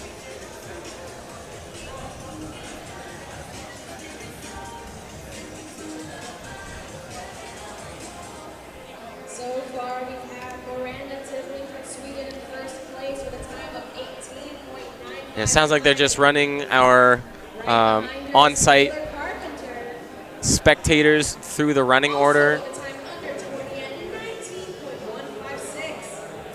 In third currently is Russian Texas. And this is not an easy speed course. Like, imagine your average person trying to get through this, and they're taking minimum 2 minutes for that first wall climb. Yeah, and when you're watching this on camera, like, you kind of see these drops that they're taking. You see these jumps, and you think, oh, I could do that. I could do that. No problem. No problem. You get here, you stand up there, and you realize that most average people taking any of these drops are breaking a bone. Mm-hmm. And not only that, but some of these competitors who are competing in multiple divisions, this is like their third or fourth session today, counting in their practice and their competition runs. Yeah, like, geez, that's a lot of work. That's a huge thing that you don't see, especially when you just tune in for the stream. We've been here all day. We've been seeing these people going at it, practicing, sweating, working hard all day. And then they get a little bit of a break. But with that break, pretty much all you can do is stress about the upcoming competition. It's not much of a break. Then we got to go in and put it all on the line. And for some of them, they're doing 2 or 3. Yeah, so they decided to give everyone a second run. Yeah. It's not the timer error, they missed. They went under. But because the officials decided to give them a go again, they had to inform all the women, so we're waiting for it now. Gotcha. Will it be one of our top 3? And just to inform you, it was the error of the competitors going underneath the laser. They were informed that they need to go through it. It's not a technical error, but we have made the adjustments so that it hopefully does not happen again. Yeah, it's one of those things where... Oh, she's off. Oh, there we go. We're moving. This is one of those events where you blink and you will miss it. I absolutely did. She's halfway through the course already. Hits the pre across. Doesn't change up the direction at all, just trying to improve upon what she did last time. Yeah, just a bit of a stumble over that cube. But hopefully she was able to eke in a slightly better time. Evie just finished with a time of... You gonna do it again? You did great. And the numbers are coming in. Evie will keep her first original And it looks like she is opting, or she is going to have to keep her first run. Second run just didn't cut it. That's all good, Evie. Yeah, just shy. But that's the good thing about having an option to do 2 runs. They're just going to keep your high or your lowest time. That means you have no real risk aside from tiring yourself out or possible injury. So everyone may as well just go a second time. I'd go a second time for sure. Because if you're just competing in speed, this is all you got to do today. Yep. It's all or nothing right now. Let's go, Hanaho. Don't let that first run discourage you. You were looking fantastic.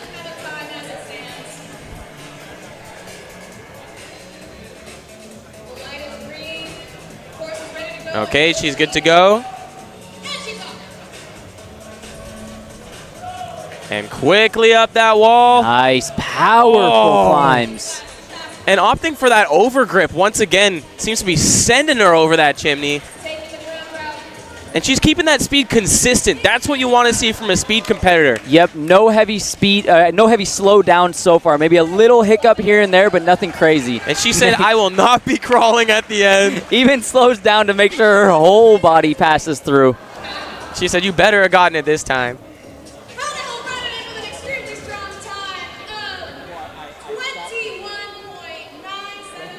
Okay, 21.975, putting her in 6th place currently. And I think that should be enough to get her into tomorrow. I believe we're taking 8 through. Okay. Or is it just 6? I'm not positive. Ooh. Things have changed. And looks like Katarina Washburn is coming up next.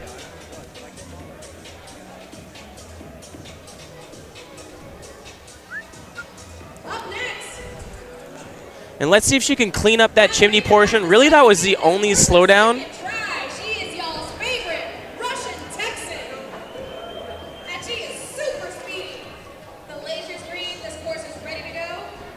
Will she beat her first time?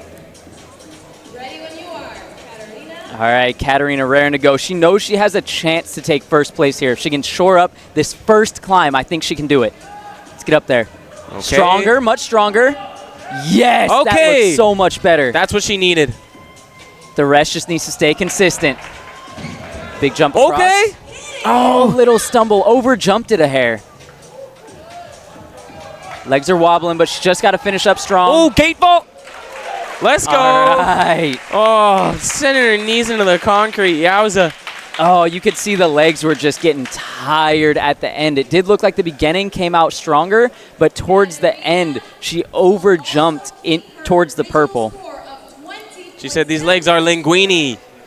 Unable to beat her first time. Damn, just fractions of a second away from her original time. We didn't hear the exact time, but we know it was less than the first time. So we don't know what their second time is unless they beat their first. And Jess Chan's looking a lot more sure of herself this time. You can see the nerves have kind of left her, and she's going to, I don't know, she's looking like she's going to clean it up this time. Oh, and here comes the energy.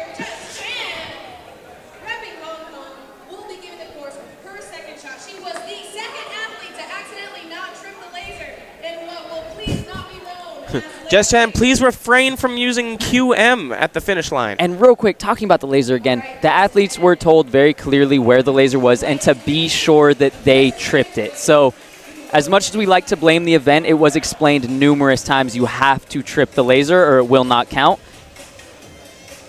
SPL, being fair as they are, decided to solve this by giving everyone 2 runs.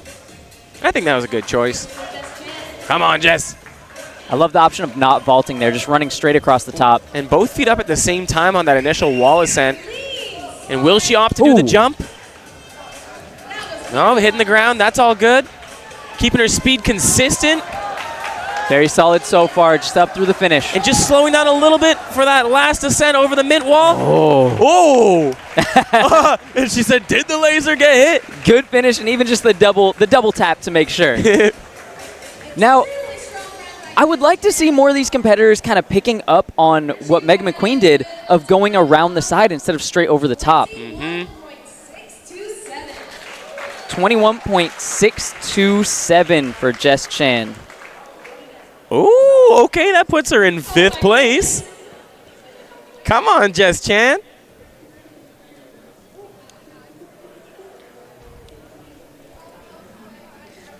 Sport Parkour. Now, that's us. For those of you not aware, the way that the scoring works in speed and skill is, you know what, I'm going to retract that because I'm not 100% positive. But the way that it works in speed is not accumulative time, it is placement. So you get a score based on what your placement is in each round. So if you place first, you get the highest score. Second, you get the next score. Third, you take the next score. So on and so forth. That score carries over. Your actual time does not matter, just your placement.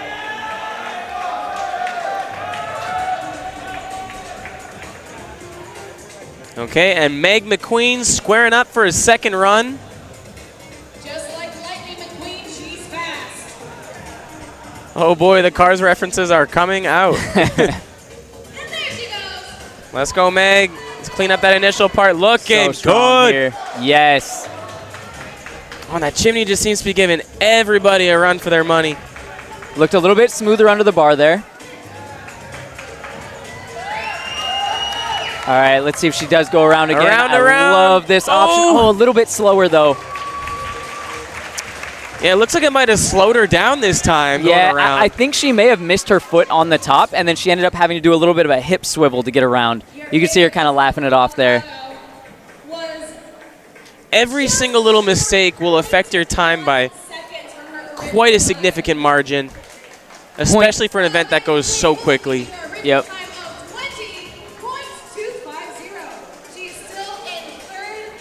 Third place and our youngest competitor. Now, I literally cannot believe what my eyes are seeing. Our current first place competitor. Let's go. Miranda said, I'm going to hit it one more time. Let's go. See if I can do it better. Time, if you can believe it. And that is Miranda Timlin from Sweden. She said I could be faster. Not only does she think she can be faster, but she wants to ensure her spot in first place here. If she can take first place here, that helps her so much in the coming days.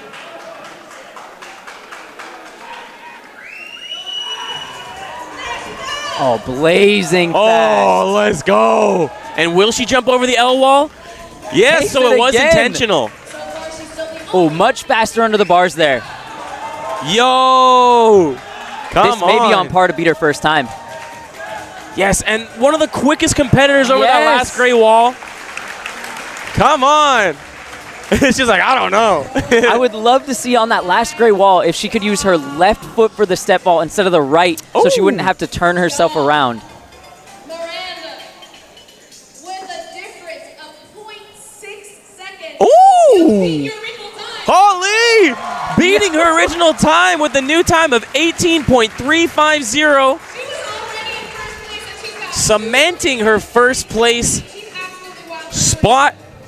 Let's go. Incredible. Come on. Dapping up the homies. Is going again as well. Taylor Carpenter, the calisthenic nomad beast, monster of a human. Oh, did I hear we got a calisthenic nomad beast coming up next? So again, Taylor Carpenter with her second run. Can she beat Miranda Tibling's time to secure a first place? Pressure is on right here. They were very close the first time around, but Miranda just beat that time. Okay. Ooh, nice. Oh! One of our Blazing quickest. right now. Goes the low route again.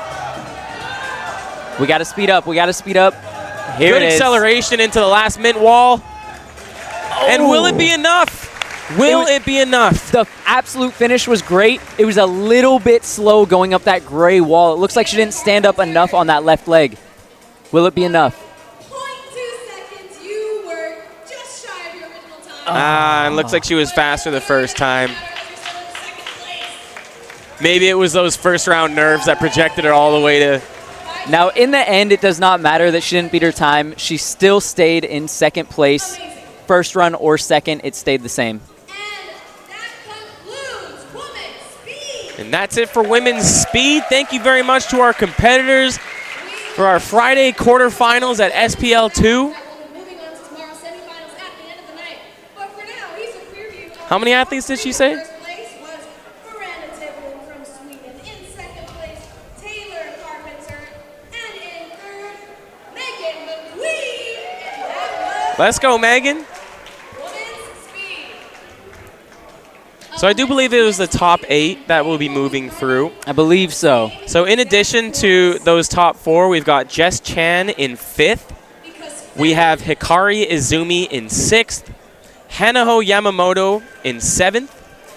And Evie Rosier in 8th.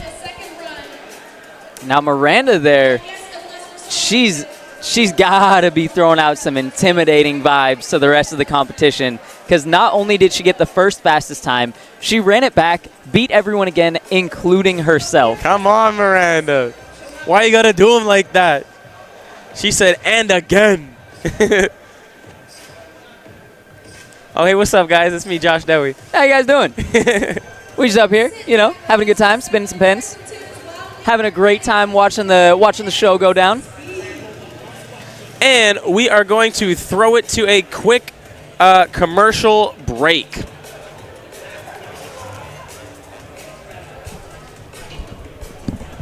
feels like parkour in 2008 with these students. I wasn't doing parkour in 2008, but I've seen the videos.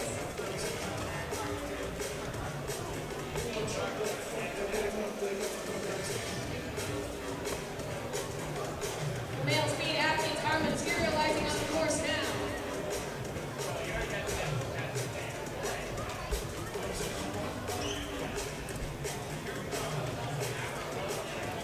And I will just do the robot until we begin. I need more coffee.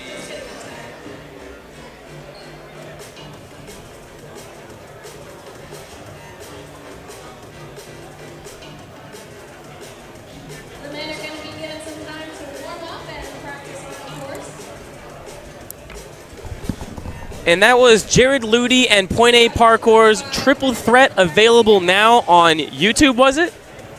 Yet, definitely on YouTube. But more importantly than Point A being an absolutely amazing parkour film, and we need a lot more of them, we need everyone right now to go message Jared Ludy and say, stop doing MMA, come back to parkour. We need you here. You don't need to beat people up. Just run really fast. Do cool stuff. Yeah, we need you to continue to beat up the concrete. If you were looking for a sign to return to the sport, that was it.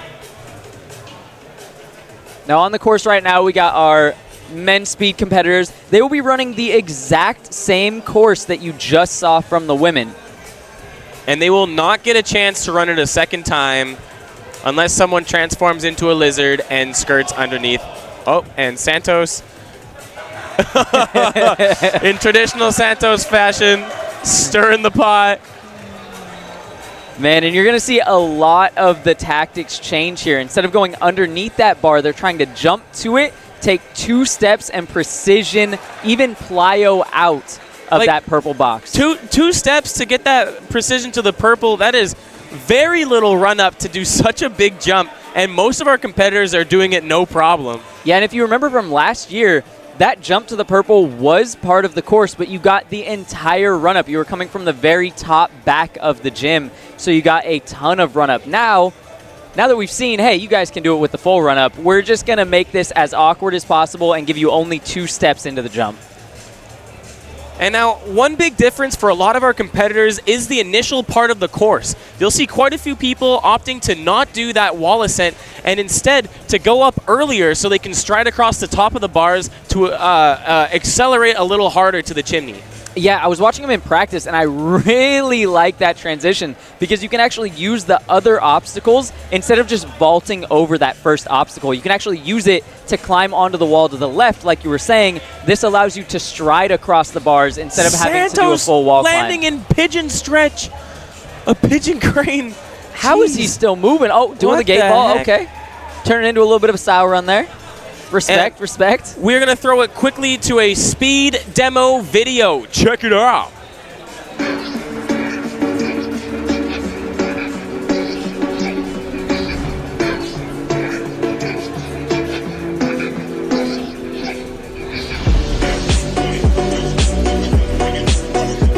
Yeah. Okay, so they can. Yeah, we'll just talk over. We'll just say what she's saying, kind of like we did with Brian last year.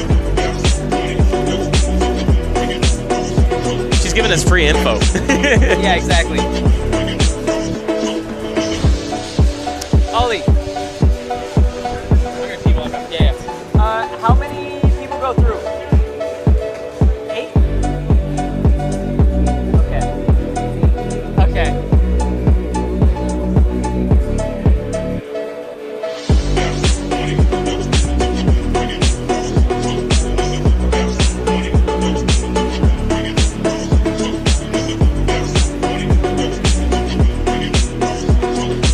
Yo, Tim, if we can make things look hard, that would be lit.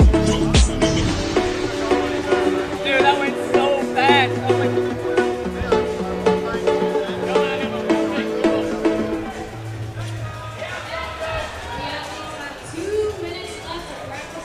All right, and we're back. They got 2 more minutes to practice on the course. Now, something that I do love about watching speed as opposed to skill. Skill, we want to see what the athletes can do in the moment without practicing the challenges. Speed, it's more about how refined can you be. We're going to give you practice time. We're going to give you as much practice time as we can muster. Everyone has already had a solo hour on the courts to practice. They're also getting more time now to make sure that everything is shored up and as perfect as can be. So right now we are seeing the final product of a rehearsed run. Whoa! Tanguy was moving. I don't think you could see him on stream there. He actually fell into the chimney. You can see him standing up there right now. He was going so fast that he just conged up into the chimney. All right, I'm back. What'd I miss? You missed Tanguy almost fall down through the chimney. Had they not blocked it off, he was going straight through. Is he Santa? It could only be Santos. Okay, looking much better, Santos. Speak of the devil, the Denver Devil. Oh my goodness. Santos is moving so fast that he keeps jumping out of his own steps. Making us jump out of our own skin. Okay, and that's the first time we've seen Michael Sliger hit that precision and plyo out of it. Yeah, something about Sliger. He was moving a little bit slower in practice. He wasn't really giving it the jets. It looked like he was just feeling things out. That run right there, that looked like top speed. Yeah. It wasn't giving it at first, but that, I don't know, maybe he's saving it for the competition. Oh, okay. And these competitors need to make sure not to be jumping over the laser. Damn it. Now that the laser has been an issue once, I guarantee the judges will be reinforcing, hey, if you miss the laser, you're done. Yeah, this That's one's on it. you. Yep. You know where it is. You've been practicing with it there. If you miss it, we're not giving you a second chance. Don't mess this up. Yep.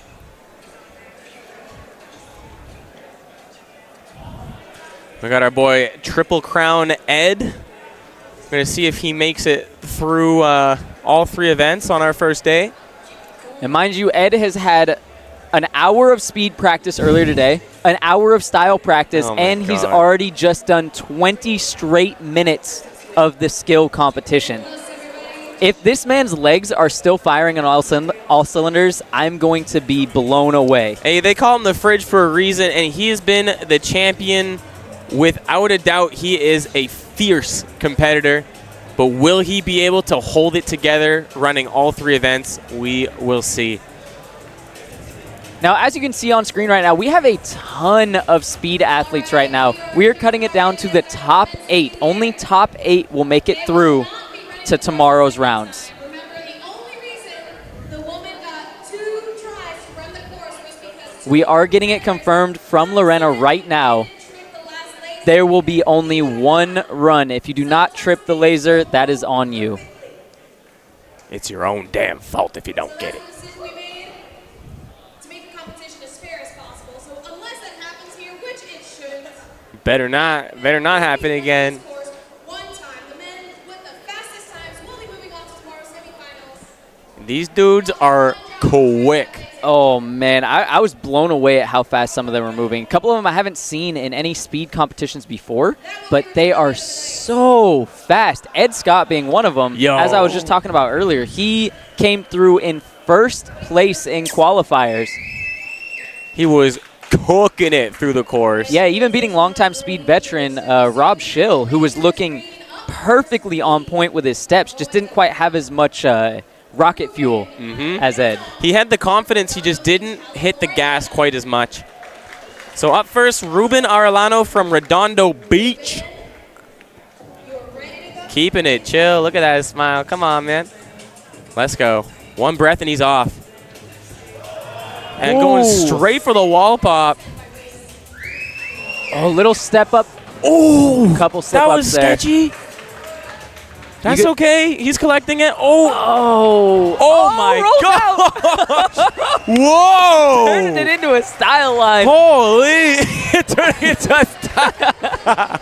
All right, now, in all seriousness, what happened there was you could see he got hung up a little bit when he precisioned to that high bar. That small hang-up just destroys the flow in your brain. Yeah. It's one of those things where, as Ted Lasso likes to say, you got to be a goldfish. Have a short memory. Don't let that affect you, because if it does, one little mistake turns into a second one, a third one, and a fourth one, and that's exactly what happened there.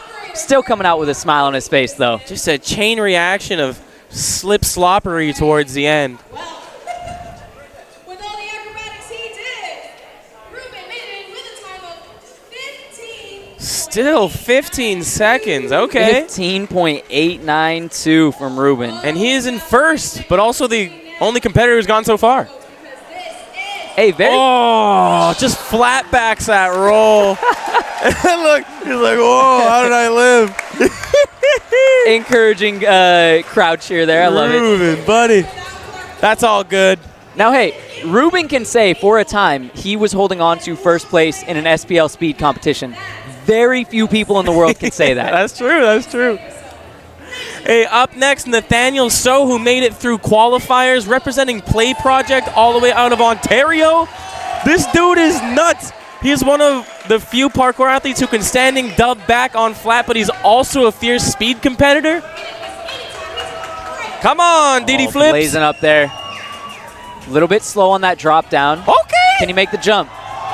Oh, no, just bouncing it. Heavy bounce there. Oh, Gets back smack. up. Continuing off to the finish line. Damn, but smoothly finishing, and that's the goldfish memory we're looking for. He put that mistake in that locker, and he said, I will keep going. I will put it back together. And he did exactly what I was talking about. Right at the end, he did the left foot step vault, that small optimization to get you down to the finish line faster. All right, Nathaniel. Okay, Nathaniel at the time of 16.274, putting him in second place. And now we got Santos, who was slipping quite a bit in practice. Let's see if he can put it together for the competition itself. Now, what I want to see from Santos here is I want him to be confident, trust his body, just slow down a little bit, and you will go more than fast enough. Like, all he has to do is put together a clean run, and that'll put him into first. This is looking great. This is looking great. Yep. Good. Okay. So didn't quite make the Adaptation plyo. Whoa, buddy. He's made that reverse vault work, though, didn't he? Oh, legalized Pete. There we go. Man, you saw a couple very on-the-fly adaptations there. Come on.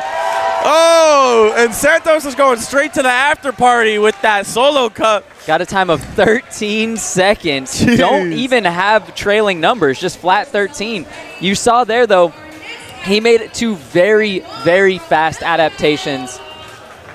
And that's him in first place. And let's see that final portion. Right up here. and over, and he had to turn to make it work, but that was okay, actually. And you saw, like I was saying, he went to put his right foot down for the step vault, said, I can't do it, I can't do it, I can't do it. Turn out. He had that hover foot. He said, oh, nope. All right, Ramon coming up. Come on. Took third in our Euros. Oh, sheesh, right away. Oh, Kong's okay. up and over, striding the chimney. Can he make the precision? Yup. Yes. Okay. First to make it. Our cleanest run so far with that nice plyo. Yes. Oh. Chest very low, gets the left foot up, does not stand up. He looks a little upset by it. He knows he could have done a bit better. And that, I think that'll put him ahead by a significant margin in comparison to our other competitors who have had slips and mistakes. Ramon did not. And fun fact, he's actually working with a little bit of a hip injury, overcoming that to hopefully get first place. Yeah, he was saying his hip flexors were bugging him big time, and that is, if you don't know, very important for running. And Ramon's got a time of 12.318, putting him in first. That's our boy Tangy. Tangy, I've been hearing amazing things from. Oh. We got Speedy, Rob, Rose, Shill, and SPL Vanguard has competed numerous times. Now his steps here are going to be so controlled. Look Let's at go. every stride where he wants it to go. That's right, and there's our first guy going up Perfection. early. You can see he moves a hair slower, but so much more accurate than the rest of the field. Whoa! Did he trip the laser? He said, I'm out of here. He's out. He's gone. Oh, Rob, what's in your cup, man? They all need one. Hey, what you drinking, Rob? Oh, whoa. That will not beat Santos' time, even though Rob decided to ascend early to stride across the top bars. It was not enough. Yeah, you see the big thing with Rob Schill there is even though he's very, very accurate, it's not as, for lack of a better word, out of control. A lot of the times to go as fast as you can, you need to be a little bit out of control. Redlining, as I like to say. And now Joey's looking pretty controlled. He wasn't as confident with the jump to the purple, and he's Nice. opting to go low. I think that's the right choice for him. I think he wanted to stride pre from that purple. And smoothly through the finish. That was so controlled, so smooth, no mess-ups throughout the whole thing. Oh, 13.950, putting Joey in third place. Joey Jepson from Denver. Got to be feeling very good about that run. Now, I'm not sure if he meant to drop straight to the ground there or if he wanted to stride across, but the rest of the run was beautiful. Yeah. Okay, Hunter Payton. Hunter Payton, I know he's very fast on the chase tag quad. What can he do here? A little just bit of slipping. slip. Ooh.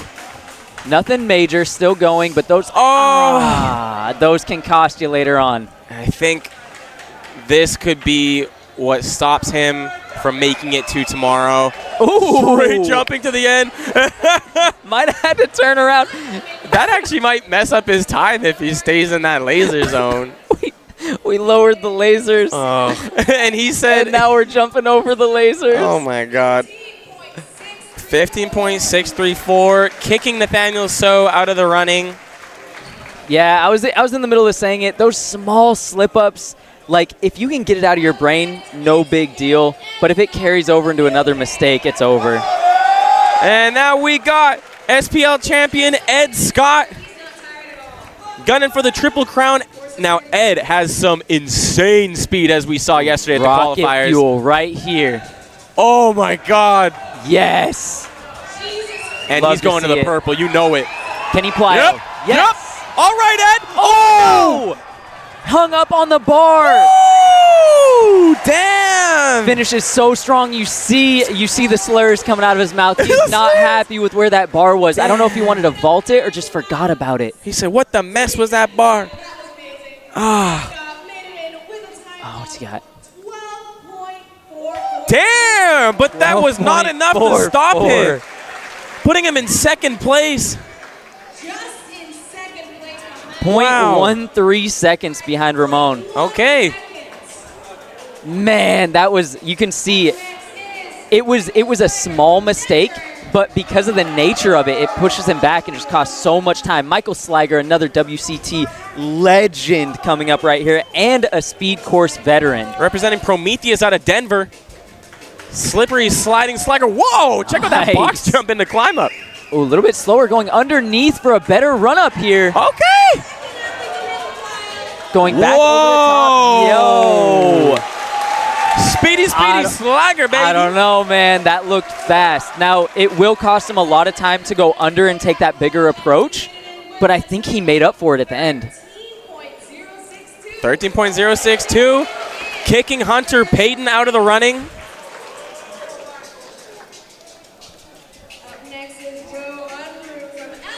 And that was some interesting self-knowledge because he wasn't looking so solid jumping to the purple wall initially, and he changed up his approach to make it a lot more finely tuned to his own abilities. Yeah, decided, you know what, I have to go off course a little bit to give myself a better chance at the end half of the course, and I really like that when it comes through. And now representing LA Tempest, Joe Unruh. All right, yo. And check out that range of motion. Nice, conged across the top there. Decides to go under. Similar approach as Sliger here. Okay. Good Making looks. the plier underneath this time. Oh, and just hanging on to the wall. And a teeny roll through the finish. Joe looks like, again, just getting ahead of himself. We've seen that so much from these speed competitors. Instead of standing up and then going over the wall, they're trying to go over the wall before fully standing up. Damn. Yo, and that run will kick Rob Schill out of the running, putting Joe Unruh in 5th place. With a 13.062? No, that 616. 616, thank you. And coming up next, Tanguy Schengen from the Netherlands. Big speed competitor, but also dope at style. Yeah, I'm so excited to watch him run. I've heard amazing things about his speed. This guy is a speed world champion. First in the Euros, first in the Dutch Championships. Whoa. Can he make the strides? Yes, Okay. good jumps. One of the most powerful plyos we've seen out of that so far. Oh! Grabbing onto the bar at the end and just yanking himself down and through the finish line. That is definitely in contention for first right now. And, buddy, that will put him in first place with a time of 12.282. 12.2. Sheesh! Let's go, Tanguy! Tanguy going in first place, and the big difference there between him and Ramon was the fact that Ramon had a bit of a slip up at the end. Tanguy had no issues the entire run. That's what it takes, like one small mistake, and that will kick you out. However, Santos does make it to semis after all of those slips, still making it through. Holy.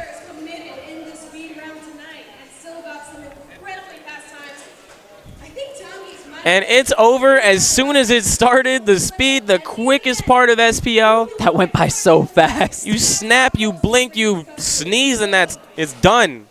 It's wrapped up. So in first, Tanguy Shingen. In second,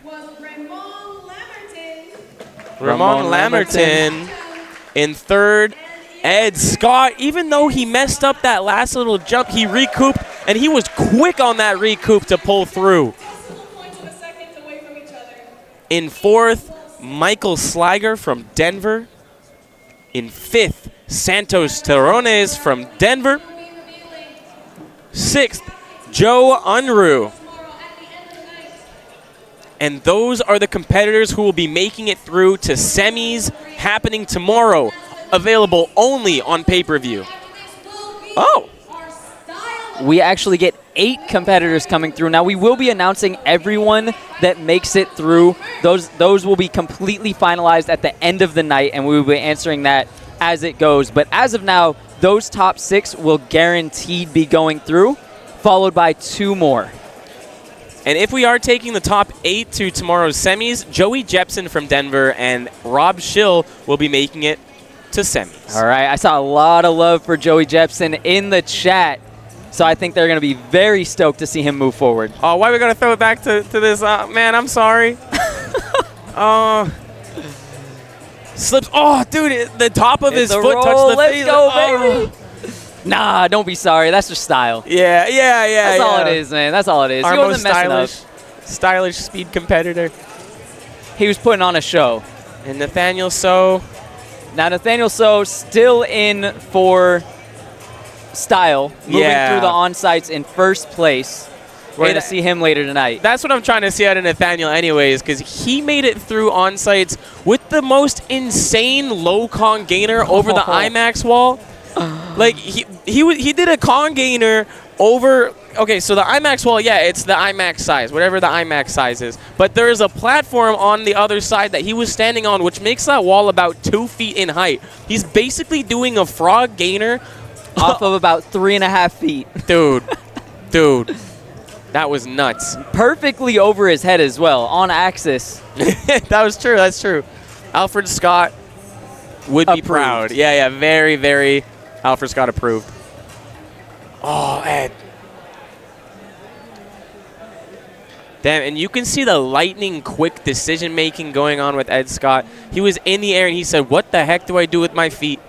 He said, bounce back and quickly regenerating. Yeah, it's one of those things these speed athletes have to do. They just got to put their bodies in a position and trust that their body's going to work it out. And that's exactly what happened. Even though he had a bit of a misstep, like, you could tell he didn't want to precision the bar, obviously. He either wanted to go over it or he wanted to stay behind it and drop underneath. But his body was there. It still hit the fast bounce back. Tanguy here just showing absolute perfection through the course. Right foot and right hand on the bar to pull down and through. And I just want to say this. There's a lot of speed courses where some kind of a vault is involved and people will almost always opt to go for a stride. And Tanguy did the Parkour Classic. He hit the Kong over the wall and still secured first place. So, yes, you can Kong and get first place, homies. Kong for the win. Come on. It's not just a up and down sprint climb. We got some vaults in there. Putting some vaults to use. And now up next we got women's style.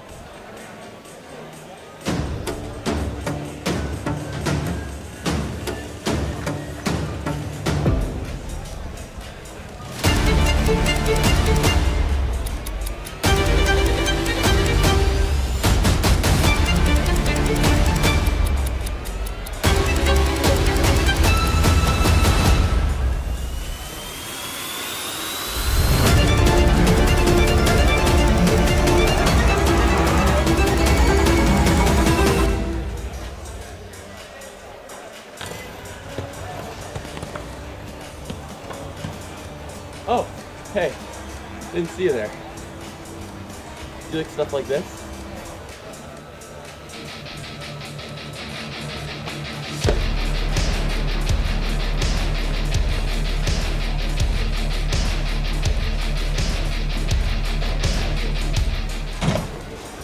Still with us? And check us out at the Boston. We host new videos every month, we support the community, and we're hosting our biggest ever event October 6th to 8th, so be there. Ooh, look at that!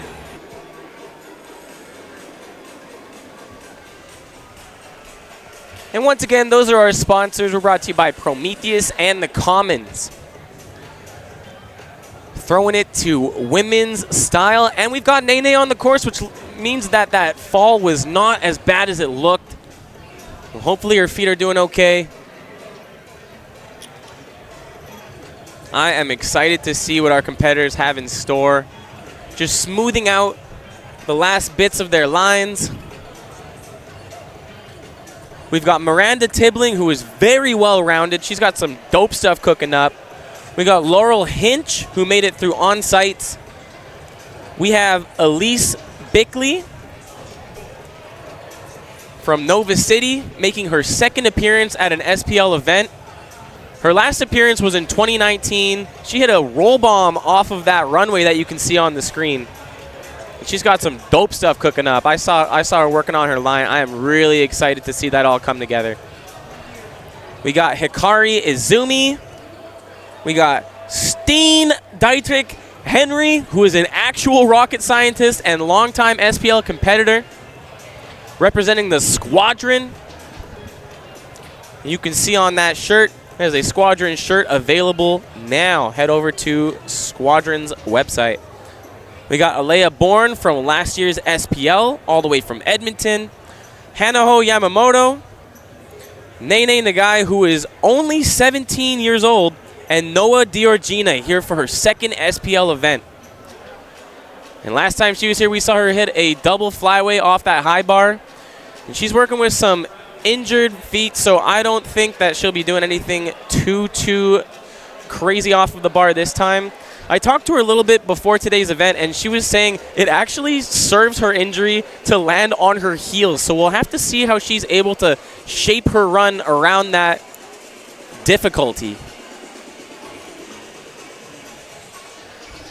And we are going to see a significant level increase from last year. We got more than twice the amount of competitors.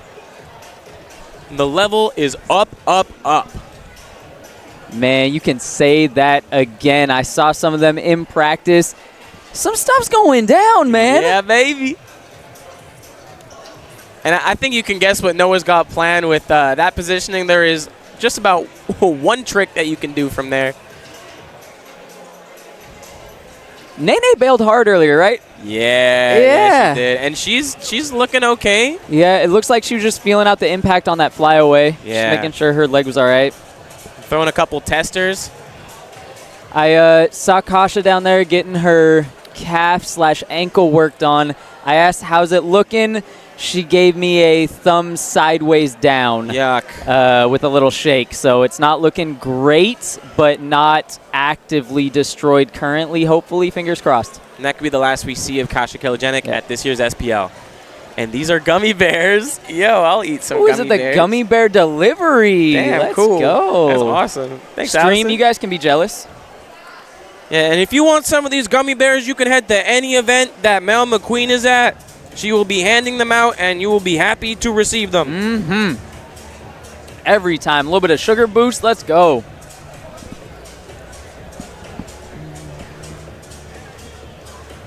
Now, who you got your eyes on here, Josh? What's the surprise? Apparently, we have a surprise. Whoa.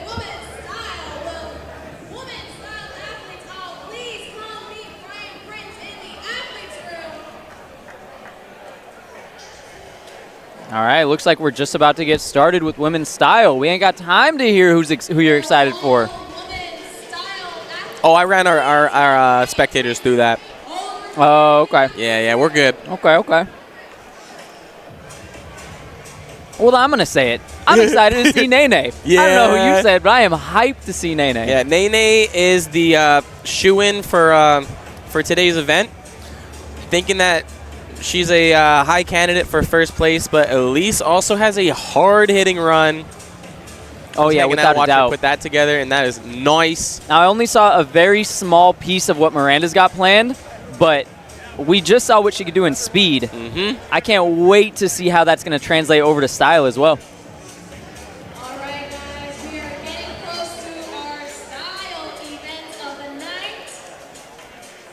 We will be beginning with women's style, and the way that the SPL. And here's how style works.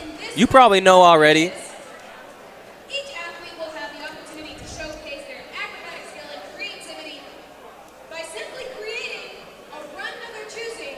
And highlight on the line round, heavily rewarding connection and obstacle interaction. So if you are a parkour tricker, this is not the event for you. We do not want to see a flat ground line. We want the principles of parkour to be reflected in your line construction. Yeah, absolutely. We saw a little bit of that on the on-site qualifiers. Some very clean, well put together lines, but 90% of it was on flat ground, and that's just not going to give you a high score here. So if you see something you're a little bit confused about, always keep in mind obstacle interaction.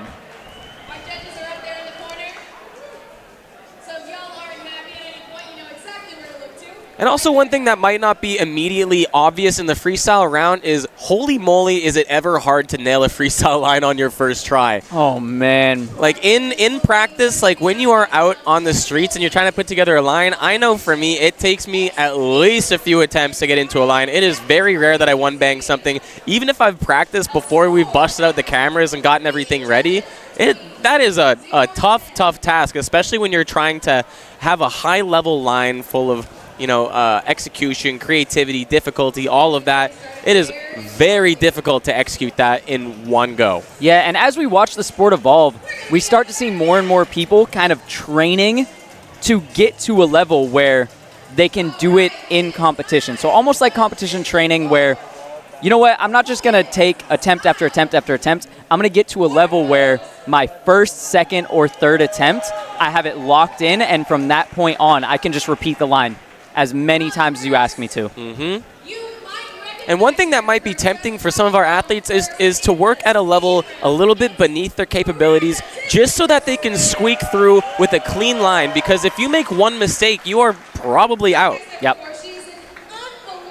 And that's where you see a lot of the strategy come into play in these style competitions, making sure that you're ticking off the boxes that the judges are hoping to see, but also not trying to put it literally all on the line to where one little mistake just completely knocks you out and ruins your whole run. It usually serves competitors best to work a little bit beneath their abilities, because if you're pushing it, you are running that risk. Let's go, Miranda. She said, I just got done being fast. You know she's got to be feeling like riding that high, though. Coming into first, absolutely dominating speed. She's got to be feeling great right now. Let's go! Back handspring to swing. I love it. Working up a little bit of speed here. Oh, right on target with that side gap. Moving over to the bars, using really good obstacle interaction here. Couple lazy in a row rise TDR transition. Let's go. One more What's trick. What she got? Oh, nice! And still going. Come on, Miranda. All right. Come on. You better be happy with that. Incredible execution. Difficulty was there. One thing that the judges do recommend is a line between about 10 seconds optimal, 10 to 15. I think the line was a little bit longer than the judges are looking for, maybe a few too many steps. That being said, those are the only flaws that I can see on that. I'm expecting to see a high score here. She gave us a whole course tour there. Parkour course tour. That's a little tongue twist. You can try that 10 times fast. I also love that she incorporated a lot of parkour skills in, hitting the tack off the wall to give herself enough speed to go into that side precision. And that inward lache, the lache inward side, side, dude, that was nice. Set her up real good for that Kong up to backflip at the end. Oh, and just a little jump around, you know? Yeah, that's all good. Yeah, come on, show us one more time. I'd love to get eyes on this replay. Yeah, I want to see that whole run, actually. Yeah. Yo, TDR. And she didn't have to reset it all to go into that TDR. Great spacing here. A lot of lazy vault transitions. I don't think that's going to ding her, but it's something that I personally would like to see changed with a different vault. And just a little off-axis with that back, too. Almost a back 90. Shout out to the off-axis community. Man, she's stoked after that one, too. Besby. Now, right now, our judges are not messing around this year. They are going to take time. They're going to deliberate. They're going to make sure they get these scores correct every single time.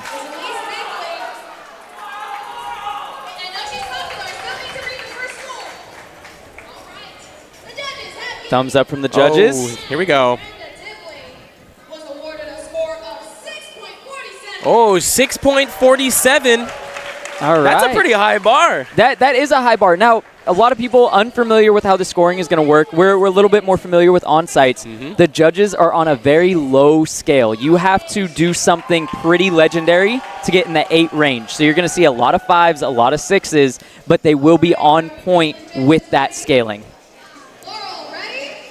And usually better to go for lower than for higher. Because if you go too high right off the bat, you can really offset the rest of the scores of the competitors. Agreed. That's a tough job the judges got. Laurel Hinch coming in, starting off on the bars. Oh, little hang up there. All right. Okay, a little bit of flow. Hits the front handspring. Oh, a little redirect to another redirect. To another redirect. A little bit too much flat ground here. I'd love to see a little more obstacle interaction. Okay. Whoa. Dolphin style. Or seal style. Nice work from Laurel Hinch. As I said, I know what the judges are looking for. They don't absolutely love the flat ground style. That was a great run, very smooth, put together well, but it lacked that obstacle interaction that they're really looking for. And not to mention a pretty clean run, too. Yeah. Not quite on par with the difficulty set by Miranda's score.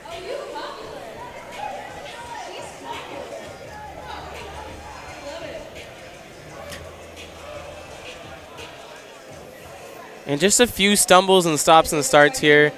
And yeah, she preferred to keep it on the ground, which will deduct a lot of points in the final calculation of her score. And we're going to see kind of the scale that the judges are on here. Let's see what they got. Seeing the thumbs up. And even the stuff that she did on elevation is stuff that can be done on flat ground. 4.67, putting Laurel Hinch in second. Oh, up next, Team Pickleberry, Elise Bickley, let's go! Let's go!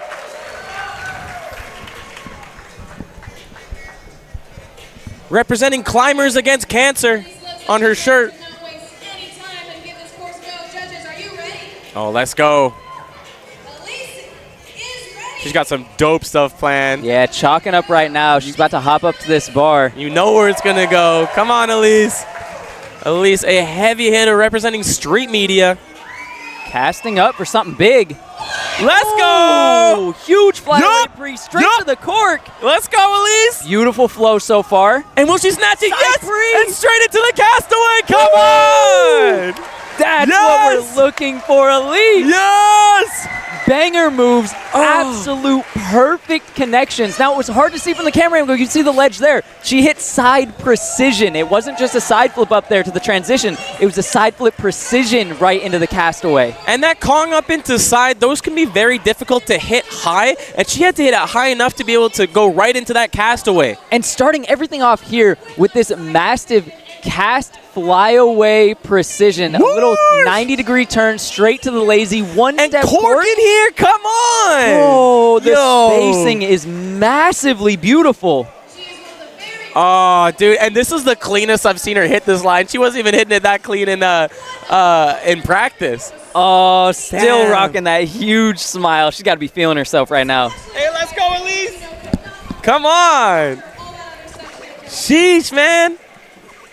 And that cork just in that tiny little area. Well, that's one of those lines where spacing is so incredibly important. If she was off by maybe half a foot one direction or the other, that completely ruins the flow into the next trick, but she hit it beautifully. And she's got those sticky landings too. Like, you didn't see her stumble out of a single thing. And even if there was bonus momentum for her to pivot or spin around, she stayed in her spot and worked with it. Most competitors would stumble out of tricks if there was too much going on. Let's go, Elise. I would not be surprised to see a very high score here. I think that's going to boost her up straight into first place here. Short, sweet, and nailed the criteria. And if you like what you saw here, Elise will also be appearing in the Gatecrasher 2023 film. The Kickstarter is still available for you to contribute to, and the film will be releasing later this year. Has she done it? Oh, yeah. Okay, little spoiler. Elise Bickley with the score of 7.80. The crowd's about to explode. Yo, watch this, watch this. Oh, yeah, there's a big spoiler. Sorry, guys. Come on, Elise!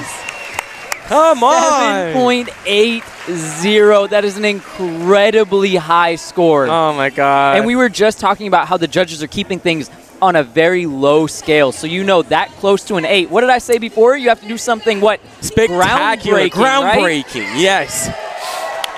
Hikari really has her work cut out for her right now, especially after seeing Elise perform that well. Yeah.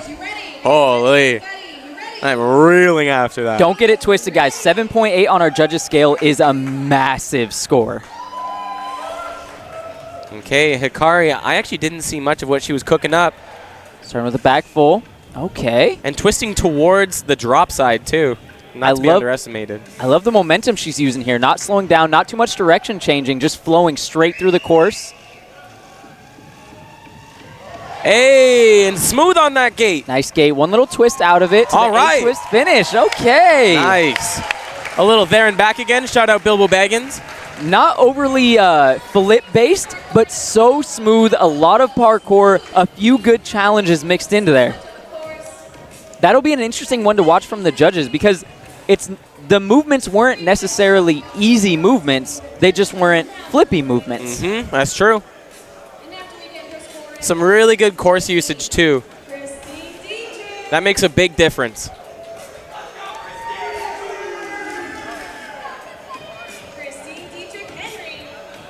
Well, up next, we got Steen. Man, you can see as she just makes her way through this course, no stops, no slowdowns. It's almost like a speed course. Like a speed run, right? She might be our fastest style competitor yet. But that actually goes a lot into your general line aesthetics, keeping that momentum going.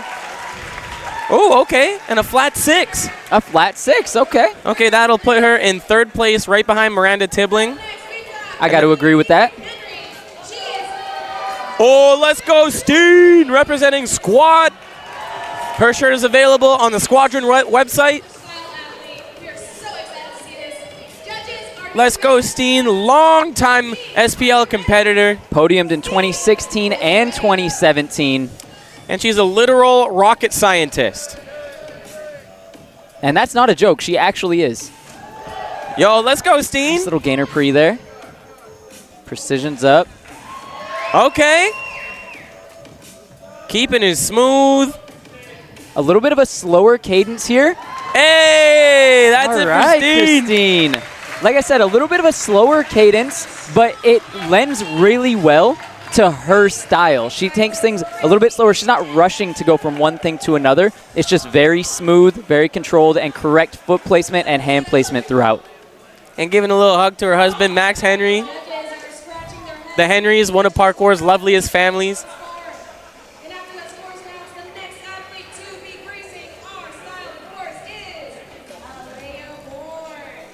Let's go. Starting with that standing gainer, or caster gainer. Gee whiz, man.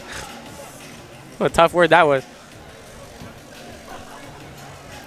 And all of our women's competitors have been very smooth with their flow, like not a whole lot of stutter steps. Yeah, incredibly controlled, great foot placement.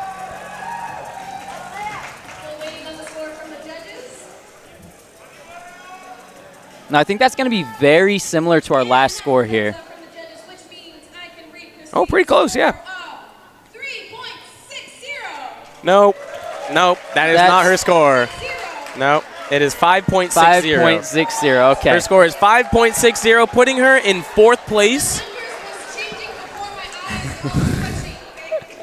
Up next, Alea Bourne from Edmonton, Alberta.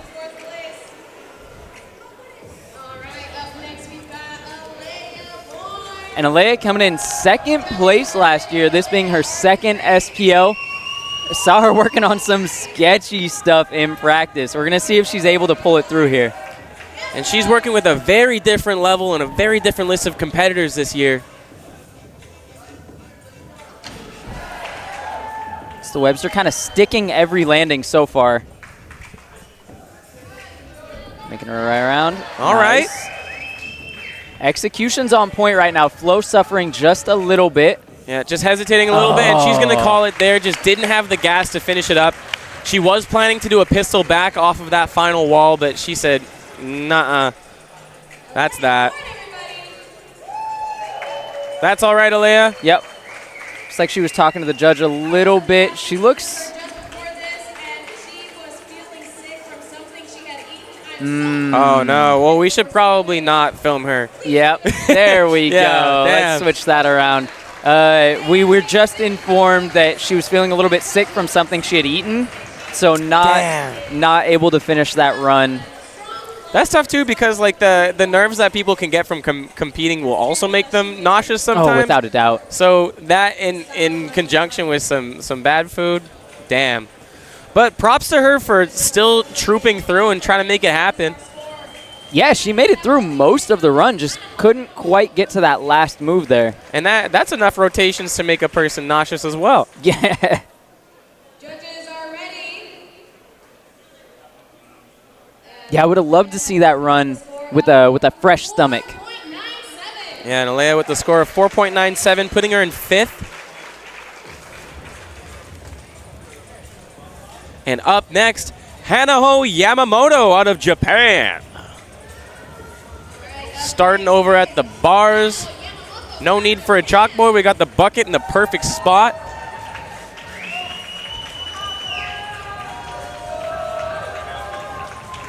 Judges, are you ready? Now, I haven't seen any of her practice. I am in for a treat here. Judges are ready. Hanaho, are you ready? All right, Hanaho. Checking I'm behind guessing her. she's going to start with the back full here. Ooh, Called it. crispy Oh. back full. Little half macaco around. All right. Lots of wall flips off this brick wall. Castaway. Oh! And just stumbling into that back scoot. Yeah, able to recover, but that stumble's definitely going to cost on execution. She's still going. Toe shoot Oh! transition, all right.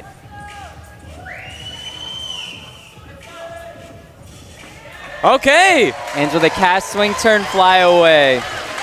Now you could see after the little bit of a stumble on that castaway, things kind of slowed down, became a little bit more segmented than they were in the beginning. Not as well connected as some of our other competitors, but a little bit higher in the difficulty section.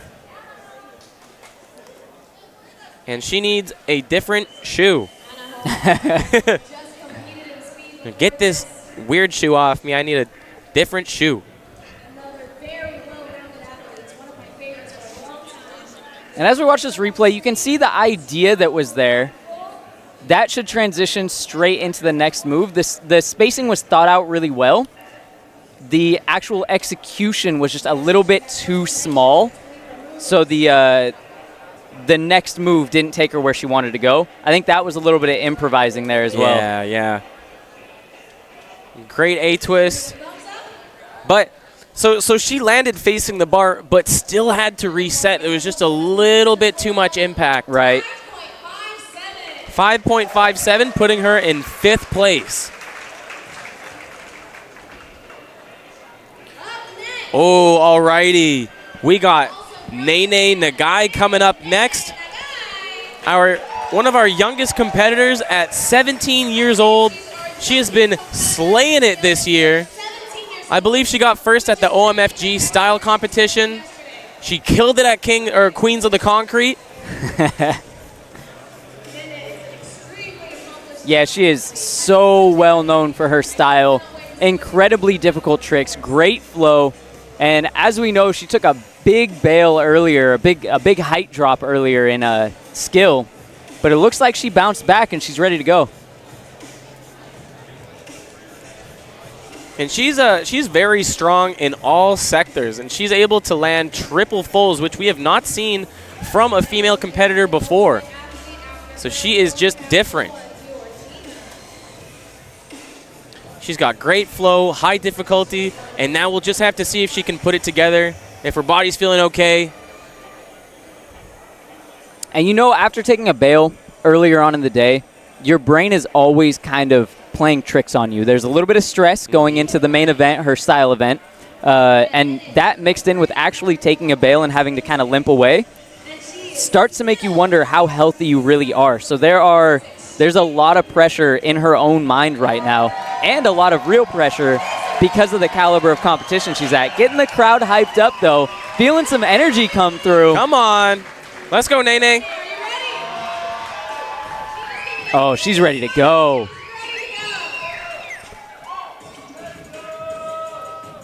Wall full. Nailed it. All right. Oh, man. Beautiful landing on that wall full.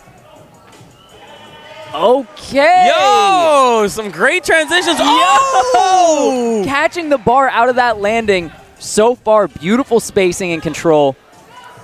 Ending things off with a double full. Yo! Hyped on that landing. Let's go. All the stress off her shoulders. Crowd going absolutely nuts for that. Transforms into an egg. One of the highest level bar tricks we've seen from a female competitor. Wow.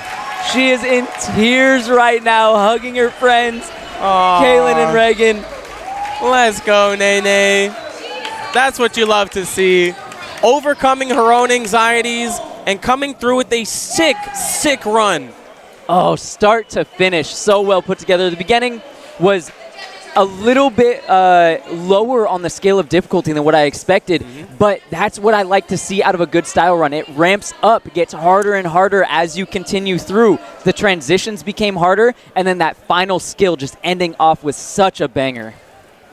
And yeah, there is something to be said for ending with that banger because you get to build the crowd into it, and instead of being left wanting more, you can give the crowd and the judges exactly what they want by surprising them at the end. And look at that off-axis circle cast. Those things are so sick. That's actually a pretty tough move. Very tough move, especially transitioning in the way that she did. Oh, and that is a tight space for that double full as well. Going face first into that cube potentially, but she was able to snatch it.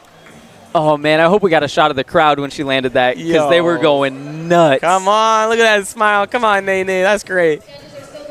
Oh, now the real question, does that put her above Elise? Ooh. My personal standpoint is I don't know if it will be enough. There was a huge trick in there, but I think the rest of Elise's run may have been just enough to stay on top. We'll have to see, though. It's a close call. And look at how she sets for that flyway double full, pre-twisting a little bit. You see that a lot with that double full technique. Double full hard enough off your feet, but then you got to do it with just the arms. The heck?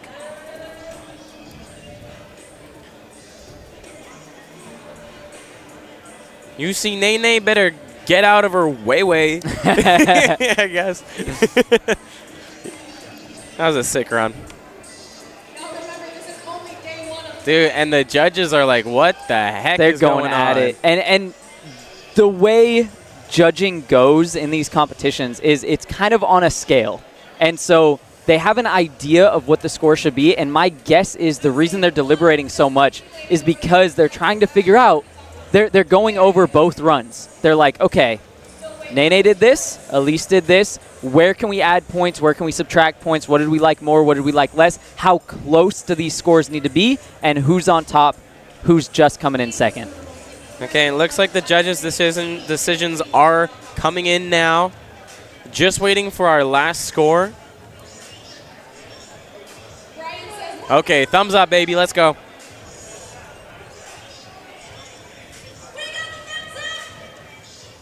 Oh, sheesh. Uh-oh.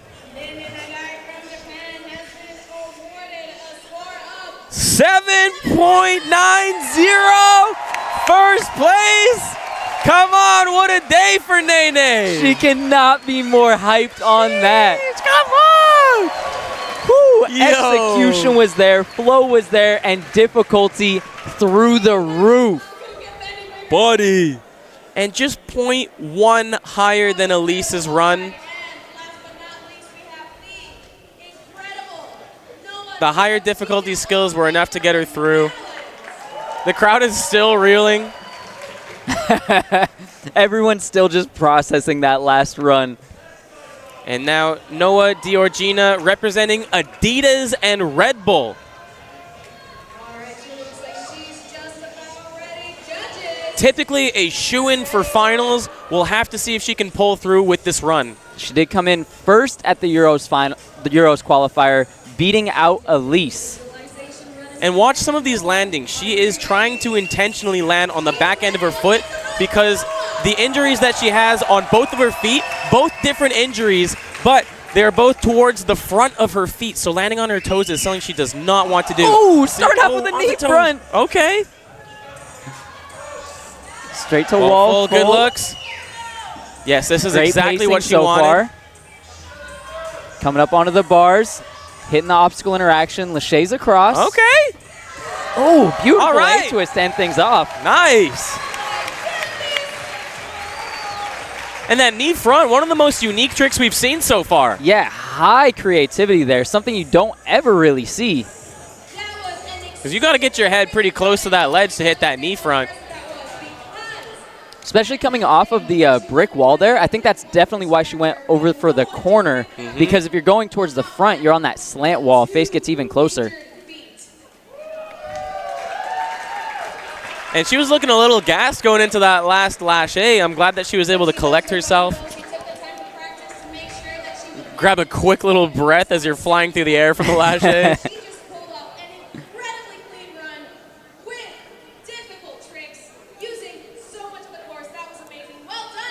That's right. Let's watch that knee front. All right. Such a soft landing there. And like we said, she's working through an injury on both feet.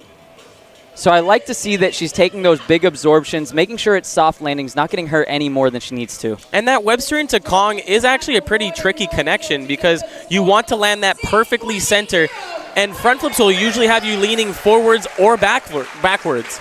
Noah getting a 6.80 for that run. Okay. Believe that places her into third place. Yeah, that's right. So, in the running, okay, in first, Nene Nagai with a score of 7.9. In second, Elise Bickley with the score of 7.8. Noah Diorgina in third with a score of 6.8. Miranda Tibbling in fourth with 6.47. Hikari Azumi in fifth with a score of 6 flat. Steen Dietrich Henry in sixth with a score of 5.60. And I believe we are going with top 6, but I am making up that information off the top of my head. So don't trust me exactly on that, but I will get confirmation as soon as I can. Hey, let's watch Miranda's line back. That TDR, nice. And Miranda using the entirety of the course as we see here. Yep. Starting in the back corner, coming all the way across the course, ending in the front opposite corner. And I think she intended to hit like a Terada grab style airform, but just might have missed it. Yeah, it looked like there was a grab coming in there, but decided to just bail out, go for the little backside instead. Yeah, you got to be quick with those things.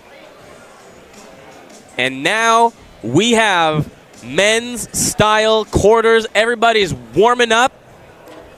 Buddy, get ready. Oh, man. I myself am nervous to watch this because there are so many high-level moves. There's so many things that, like, you have to pay so much attention to every axis, every grab, every pause in the air to know exactly what these athletes are doing. And we got the privilege of watching them in their initial practice today, and there is some insane stuff being planned. Honestly, we could potentially see some of the most messed up lines that we've seen in SPL history in the first round of today. Quite possibly some of the most messed up style lines we have ever seen in competition history. And this is just day one. Get ready. I'm throwing it back to Elise, nailing that flyaway. And that is not a linear flyaway. She's got to cut it diagonally to hit that. Something I really loved about this run, I got to keep gushing about it, is the spacing and the cadence of it. Everything is done quick, within a small, confined space. No extra movements are needed. Look at how happy she was. Come on, Elise. And Hikari hitting that back full. Doing a little more parkour heavy line as we see here. And she also had some of the best course usage that we had seen. She really did, yeah. Like, not only was she covering a lot of ground, but she was using a ton of obstacles. And using them in a way that only they can be used for. A lot of the times you'll see athletes maybe use a bar, but use it to jump off of or to do like a standing flip off of instead of a swing move. And that, to me, isn't as interesting. If you can use that obstacle for something else, it's not as exciting obstacle interaction as if you can only do that move in that space on that obstacle. Like, use it like it is what it is. Exactly. Is a bar a wall?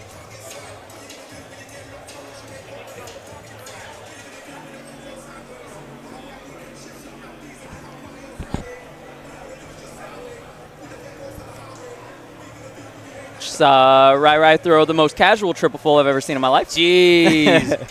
Rai diamond like Lucy in the sky guy. Come on, man. That boy's a gem. Oh, sheesh, Kevin Franzen. Oh, you guys aren't seeing any of this. You guys are still seeing the replays. No. Don't here. let him see. Don't let him see. Yeah. It needs to be anonymous. Oh my goodness. And poor Alea just not having it.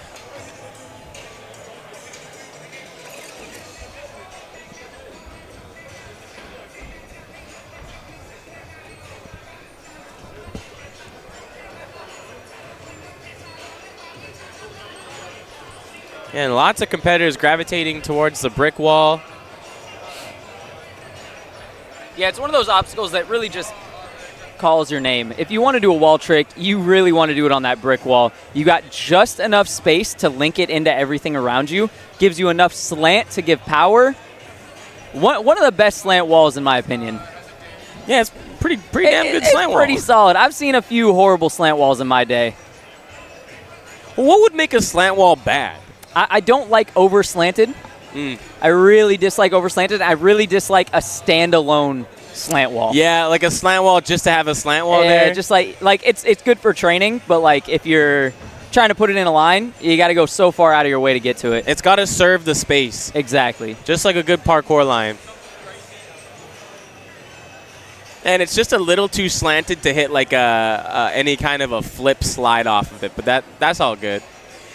See, I kind of like that because then I give a little bit more respect to something like a U-gainer. Yeah. If it was slanted enough to slide off of, U-gainer's basically a gainer. Yeah. You can stick to the wall and make it a floor.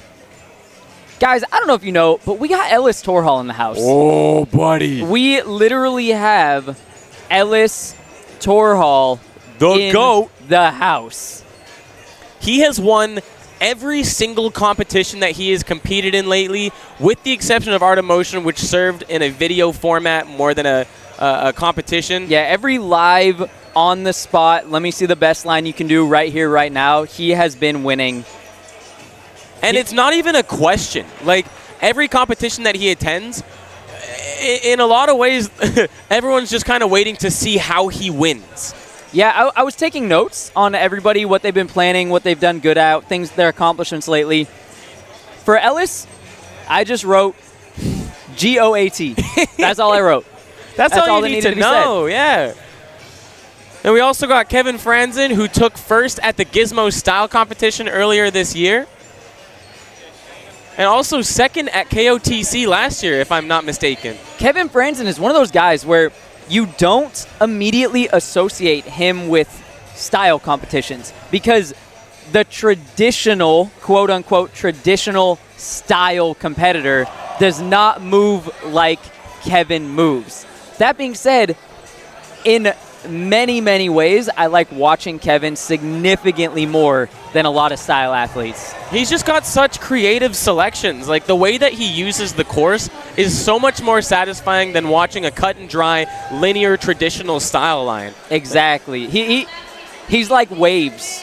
He's just riding the waves of his momentum. He's not starting, stopping. He's not doing a trick to do a trick. He's doing a trick because it works. So in the running for today, we have Koen Henyen from the Netherlands. We got Riker Vassallo from the Bay. We got your boy Kalen Chan from Utah, the sketchy gainer specialist. We got Jake Rendazzo, the Dazzler, repping in that normal brand. I made that shirt. Repping normal brand. Yeah, quick little shout out there. We got your boy Rai Diamond like Lucy in the Sky guy, representing the Philippines, and he's from the Bay Area, trains out of the Sessions Gym. We got Sei Asakura from Japan, who made it through the West Coast qualifiers. Your boy Kevin Franzen, who made it through the Euro qualifiers. Nathaniel So, one of the very few parkour athletes who can standing double back on flat. I think there are less than 5 parkour-specific athletes who can do that. We have Taka, Uehara Takahiro from Japan, who made it through the West Coast qualifiers. Ellis Torhall, the GOAT, from Europe. And we have the reigning SPL champ, Ed Scott, the only person doing 3 events in the men's bracket. Shout out to Ed Scott for manning up, sending all 3 like the true champ that he is. He's been training all year for this. Now, I was talking about it earlier, but I'm very curious to see how his legs hold up over the days. Now, today, I think he'll be all right. Yeah. Tomorrow is where it's really going to start taking a toll. Oh, the DOM starts to set in. Yep. And that's also, that's the big story here today. We got Ed, who has won every single time he's come to SPL. He's taken first place. He has been dominating, owning this competition. But now, we got Kalen Chan trying to rip that title off of his head. Let's go. We also have the GOAT, Ellis Torhall, coming in, who widely is believed to be one of the best of all time. Genuinely terrifying to watch. He quite literally demoralizes the competition with how good he is. Oh, and up first we got Koen Henyen. Heard it's pronounced Kuhn. I want to say Cohen. Yeah, that's right. I also want to say Cohen. Everyone is afraid to pronounce his name correctly. So I'm sorry, Cohen, but I'm calling you Cohen. We will be saying Cohen. He made it through on-sites with an absolute banger of a line. I wasn't the biggest fan of some of his transitions through space, but his single moves were incredible. He is known for going a little bit heavy-handed with the transitions. Starting off with a daisy straight into gate. Rolling to cover some ground. Goes into the scoop Clean dub. dub. And that's a nice back scoot. All right, turning into rise twist. Can see no extra steps. Lots of transition moves, but no unneeded steps. Ooh. Good, I love this. And see, this is where we see too many transitions Yeah, coming into little play. But whoa! Yo! Ending it with, I'm calling it Coffin the up, full. coffin full. Jeez! Come on, man! Luckily, he's got a lot of hair on his head. It looked like his head was getting mad close, but he pulled it out to a clean landing. Come on. Hey, that wall turned his spiked hair into a flat top. That right there is what the line needed. It needed a big banger at the end because, as you said, it started to slow down with a little too many transitions trying to set something up. I'm glad the setup paid off. Holy, look at how close his head was. And he said, what? What more would you like to see? Are you not entertained? Jinx, you owe me a soda, Joey. Saw that little hip wiggle at the end? My man said, yeah. That's right. Feeling it. All right, so on a whole, that line had great pieces. I did not love some of the transition choices. For example, this roll didn't seem like it took him where he needed to be, and this back scoot took him away from where he wanted to go. So it's not just that we have a vendetta against transitions, it's just transitions that needlessly pack the line without serving the flow. Exactly. They need a purpose. They need to be carrying you to where you want to go, not just because you want to be there, but because there's a purpose to be there. And if your purpose to be there is to use another transition to go somewhere else, in my opinion, it's not the correct purpose. Like, even everything that he did in that center piece, he honestly would have been better opting to go straight, like a single transition move that takes him directly into that coffin full. I agree, and I think the judges will also agree. That being said, the line was so smooth. All right, 6.47. 6.47. And as we were saying, I think the choices of transitions to kind of take him away from the main pieces of the line is what ended up costing him some of the score there. And we mentioned it for women's, but the judges are really looking for a line that is packed full of bangers, something that's around 10 seconds long. Transitions tend to expand the time unnecessarily. Part of the creativity they're looking for is how you can use the space to pack in those high-level moves. Up next, Riker Vassallo representing Sessions. Oh, I know what he's about to do here. Oh, yeah. Signature from Riker. Huge open on that cascade. Jeez. Not known for his transitions, but they're looking smooth here. All right, Okay, croc touch. Full? Pull it. Come on. That's what I'm talking about. Riker throwing together one of the best style competition lines I have ever seen from him. Jeez, come on. That was great. I find myself every time watching his lines saying, man, I wish he had good transitions. That is what I wanted to see. Yeah. Banger tricks, solid transitions, carrying him into another banger trick. Making a big level up this year. And starting his line with that cast gainer. Oh, my goodness. Watch the open up on this. It's so powerful. As he casts up, he gets so high above this bar, snaps it, long open up on the float down, absorbs straight into the transitions. And that is one of the most dangerous tricks that you can commit to in parkour, because not only is a con gainer risky because you're getting your head close to the bar, but with a cast gainer, you are even closer because you are starting up next to the obstacle. And you got to kick hard into that. That is a tough, tough trick. One of the most difficult tricks you can do. And absolutely one of the most dangerous. Up next, our sketchy gainer specialist, Kaylin Chan.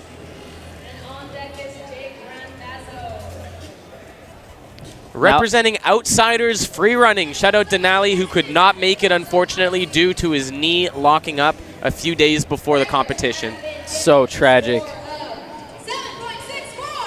All right. 7.64 from Riker. There's our number one. As you can see, keeping it short, sweet, and full of high-level tricks is exactly what the judges wanted to see. Call him Riker's Island because he is locked in with those tricks. Jail? I don't know. That's right. All right, now Kalen, I have not seen his full run yet. I have seen him mimicking some moves and moving around. It looks nuts. If he's doing what I think he's doing, this will be the highest difficulty run that we've seen so far. But I'm, again, not sure exactly what he has planned. Yeah, I actually didn't see what he had going on over here. I know what he's doing over in the bar corner, but... Oh, wait. Yeah. Oh, wait. Yeah. Oh. I think there's one thing on everyone's mind right now. If he's a sketchy gainer specialist... Oh, he's smiling. Is He's he gonna tongue out. Come on. Let's go, Kalen. He knows what we want to see. Let's go. Make it happen. Come on. Kong gainer precision. Oh. Perfect flow out. Yo, Cork Zero. Oh, Kalen's flow is on point. Can he hit the bar trick? Yes, Oh, Kalen. what is that? Little bit of a stumble out, ending with a massive double cork. Come on. hands up. Oh, yeah, baby.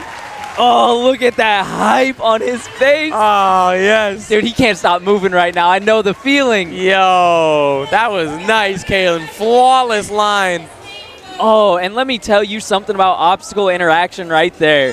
Hitting the Kong gainer gap, precisioning, not dropping flow for even a second. There was maybe one stumble out of his bar trick. That is a signature Kalen bar trick. I'm not going to try to name it. I'm going to let that stay to him. Yep.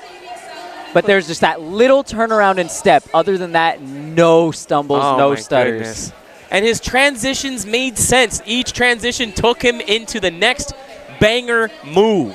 Man, now that, if I'm looking at difficulty between his run and Riker's, I'm not exactly sure which one edges out the other. Yeah, and the judges got a pretty tough day with this whole combination. Everything that he did in this corner, pretty difficult to judge except for that double cork.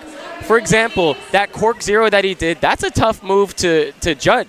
Now, innovation is something that is being scored as well, and there was a lot of innovation there. And hitting a cork zero on such a low surface, too. 8.50! Holy Kalen Chan! Come on! Whoa! Absolutely blowing the previous scores out of the water, and it all comes down to the composition of the line he just put together. Like I said, the difficulty was very high, at least on par with Riker's, but the rest of the line, the decision-making and the flow moves that he used is really what set him apart there. And that was power flow. No stopping and starting, everything continuous. He started his momentum once and it did not stop. And now my boy Jakey from the Bay Area, Jake Randazzo the Dazzler, ready to randazzle us. Now, my absolute favorite thing to watch from Jake is his spacing. Oh my God, I geek out over his spacing. He has so much speed. Every move is landed exactly where it needs to go. Let's go, Jakey. He's got some creative pathing choices. He's not to be underestimated. Super creative uses of obstacles as well. Oh! Just like that. What? That's what I like to see. Tap side. Straight Oh, to the lazy dash side. bomb! Did he land that? Ledge rise. Oh! Cork Snafu to finish things off. Yes. Snap that, fool! Come on! All right. As expected, I think difficulty not quite as high, but the whole flow, the speed, the spacing. Oh, I'm gushing right now. Yeah, I love I'm a in good heaven. top to bottom line too, a little waterfall type setup. That beginning, doing the step up Webster, landing in pistol, and then dive back handspring over the ledge. You have to purposely under-rotate it, but do it well enough to land flat-footed and clear that ledge. That is a difficult technical combination. Oh, you love to see it. Yeah, let's see that Right whole run. here. I love this right here. Yeah. So well executed. Come on, Tiny man. stutter step. And into a very small space. Did he land it? Oh, just bit of a stumbled stumble out. out.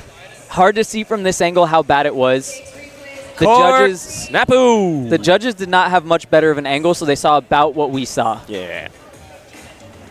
He was able to kind of hide that sketchy landing. We'll see if that stumble will factor into his score. Yeah, I expect this to take a bit of time for the judges, as it already has, but I'm expecting even a bit more. And you can buy that Normal Brand shirt at normalbrand.co.uk. Shameless plug. What? Rai-Rai's 15? Rai-Rai's 15? Oh my God. I thought that was a joke.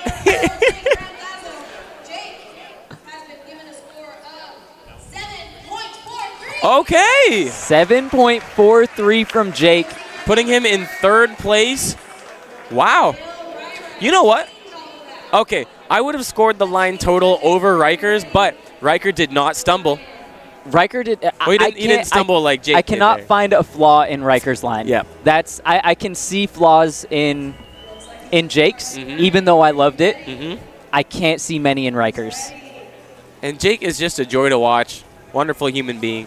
Shout out Jacru on Instagram. Now, right now, the pressure has to be on for Rai Rai. Rai Rai, baby. Everyone has been smoking their lines. We know he has the difficulty. We know he has the ability. We're about to see if it can come together in the execution. Come on. And Rai Rai's been competing for a while, too. Ooh! Dub! Whoa, scoot up, Dub. Little vault transition. Double gainer! Double gainer! Oh, sits it booty down. scooty! Unlucky. Continue That's to okay, go. croc touch. We got to see a strong finish here to hype the crowd up. Show me what you got. Dub! And Wait, what was that? I couldn't tell. We had a cut. Yeah, we had a little glitch in our system. I would love It's to see Rai that Rai. trick. It was a triple. A triple? It's Rai Rai. It was a triple. Come on. Rai Rai. Did you end with triple? Was that triple? Okay, we couldn't see. Oh, confirmed. Confirmed. Was triple. With the swing double gainer. In the middle of a line. Oh, man. Overall, Now, one of the highest snafu? difficulties. It was, Come yeah. on, man. Now, the vault transitions here I didn't love, but it set up to a banger, so I'll forgive it. The problem, just over-rotated. the problem is one of the two is forgivable. Yeah. Whether it's the subpar transition to get there or the sit down, one of those is forgivable, but with both, it's very hard. Scoot. There's the triple. Oh, my nails God. it.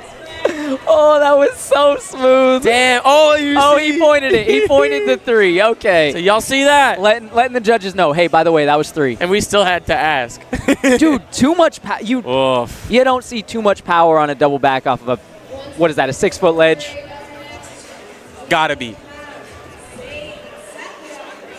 It's one mesh high. Damn. How do you over-rotate a double gainer, man? You're cracked. Man, and you could tell he wasn't ready for it because that's one of the over-rotations that if in your head you're thinking I could over-rotate, it's very possible to just put a hand down, do a little baby scoot or something out of it. But I think in his mind he was expecting to maybe under-rotate, and then when the over-rotation happened, it caught him off guard just a little bit. Mm-hmm. Oh, yeah, let's Here do we that go. triple full one more time. Yep. Oh! That's right. Damn. And he's got those tight flips, those tight twists. Difficulty had to be highest we've seen so far, without a doubt. Execution is going to be low. There's no way around it, sadly. And need I remind you, he is 15, and this is his first year competing on the world stage. Rai Rai has got a long career ahead of him, and he is just getting started. This is not the last we'll be seeing of him. Not to mention that, but Rai Rai has something that a lot of people don't have. He has expectations. Like, we know Rai Rai. Everyone in the community knows him. Mm-hmm. We've seen what he's done. We know what he's capable of. So people come in expecting to see massive things. He showed up on this stage. But with that said, the nerves that come along with those expectations are pretty heavy. Mm-hmm. Yeah, you got to be able to compartmentalize those expectations. Still let it get you a little gassed up, but you still got to stay in the zone. Can't let that stuff shake you. Judge is heavily deliberating here, and you know it's a hard choice because, like we said, difficulty was immaculate, but you can't ignore the sit down. Yeah. So I think that the sit down is less of a crime than needless transitions because he still was able to serve the course. He had the flow, the course usage. So we'll have to see. Yeah, well, and this really will show us how much a lower execution is going to matter or not. Oh. Uh-oh. Riker. Uh-oh. 8.23. Putting him in second. Oh, buddy. Whoa. Come on. I agree with that. Okay. Okay. Wow. Duty. I need a replay. I need to watch that about 17 more times. I'm not upset, though. I am so hyped to see him move forward in this competition. Yeah. Okay, Seiya Sakura making his second appearance at SPL. Sponsored by G-Star Raw. Say the most swaggy, casual spinner I have ever seen. He is small, he is light, he is perfect. It is St. Cord. Oh, what's he got here? There's a massive drop right behind him, just so you know. Oh, I know what he's got cooking up here. Yup! Oh! There's about a 12-foot drop underneath him there. And nice with that 360. Trip court! Was that triple? Oh my gosh. Yeah! Still going. All right. Yep. Oh, that was a Ooh, sick nice. transition. I love that transition. Oh, little stumble. He's getting a little tired. Dub. Oh! Yes. All right, Wow, good finish. A little he's stumbly at the gassed. end, but great finish. That's the only time I've ever seen Say stumble in a competition line. But he must have been gassed after that trip cork. Yeah, I would love to get a replay of that. I couldn't quite see the camera cut a little bit, and my eyes swang over, and I just missed everything. Also, that triple cork is a pretty pivotal move for Say because Say really takes a lot of inspiration from Zen Shimada, really looks up to him, and he was able to throw Zen's iconic triple cork, but in the middle of a line. And he made some really, really powerful choices here. See, I like that transition there. Triple. Ooh. And that's the sit-down bail that I was talking about. Puts the hand down and scoots out instead. Hey, and that trick he did off the wall, not to be underestimated. He did, like, it was kind of a transition trick, but he still hit a double twist out of it. And this inward Webster to back roll. Love that. Oh, and you can just, yeah, tiny slip on the toe there. Yep. Honestly, I would have called it after that Webster to back roll. It was a fantastic transition into the last little bit, but I think it will cost him in execution. Yeah, and as we've been talking about, lines, again, around 10-second mark is what they're looking for. He has been known. Something that goes a bit longer tends to hurt you more. Mm-hmm. This is not art of motion. This is SPL, baby. You do not need to make a longer line than you need. And the judges have given Say a score of 7.48. Okay. 7.48 from Say. Respectable score. Fourth place. Okay, yeah. But don't worry, because Only 0.05 above Jake Rendazzo's score of 7.43. which you'll find out. And my boy Kevin. All right. Oh, this is about to be a treat. Sleeping on my couch, Kevin, representing Keepa. He's starting in this corner over here. The only thing that I want to see right now is him hit this line exactly how he wants to. Yeah. If he does, it is going to be candy for the eyes. And Kevin, just so passionate about training and parkour culture in general. He is always out training, and his execution is never in question.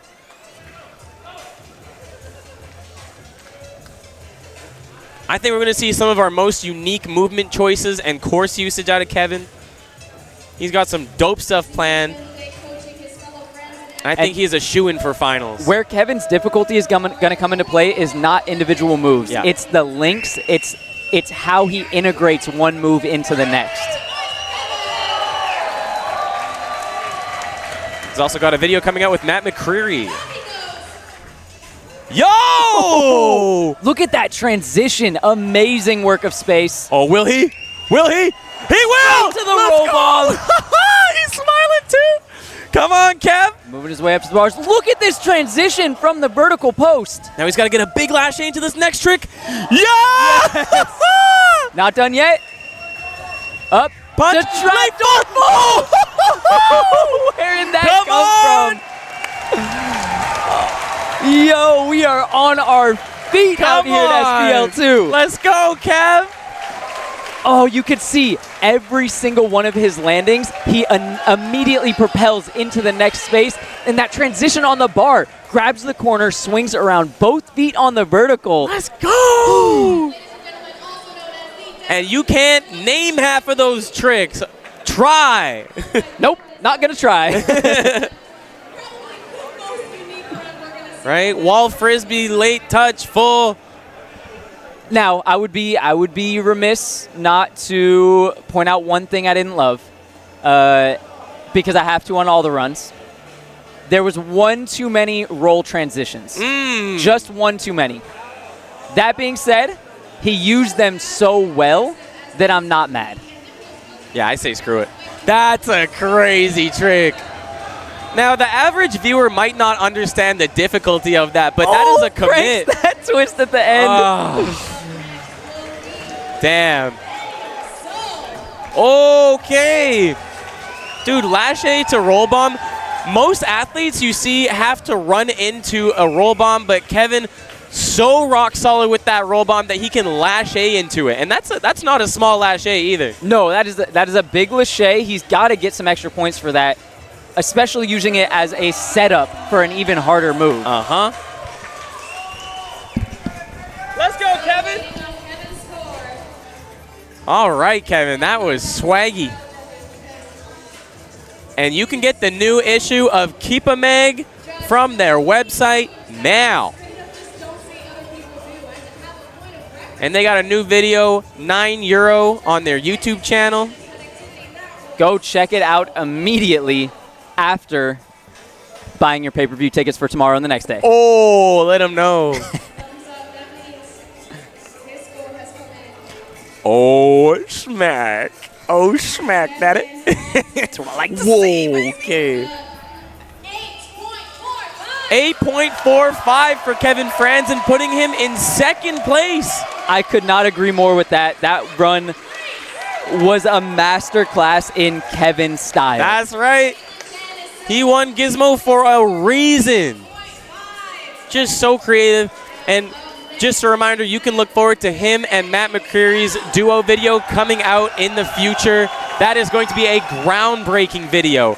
Now, up next, we have Nathaniel So from Ontario competing in his second event today. And I actually have no idea what he's cooking up aside from maybe one thing, but I've seen nothing. This is all brand new for me.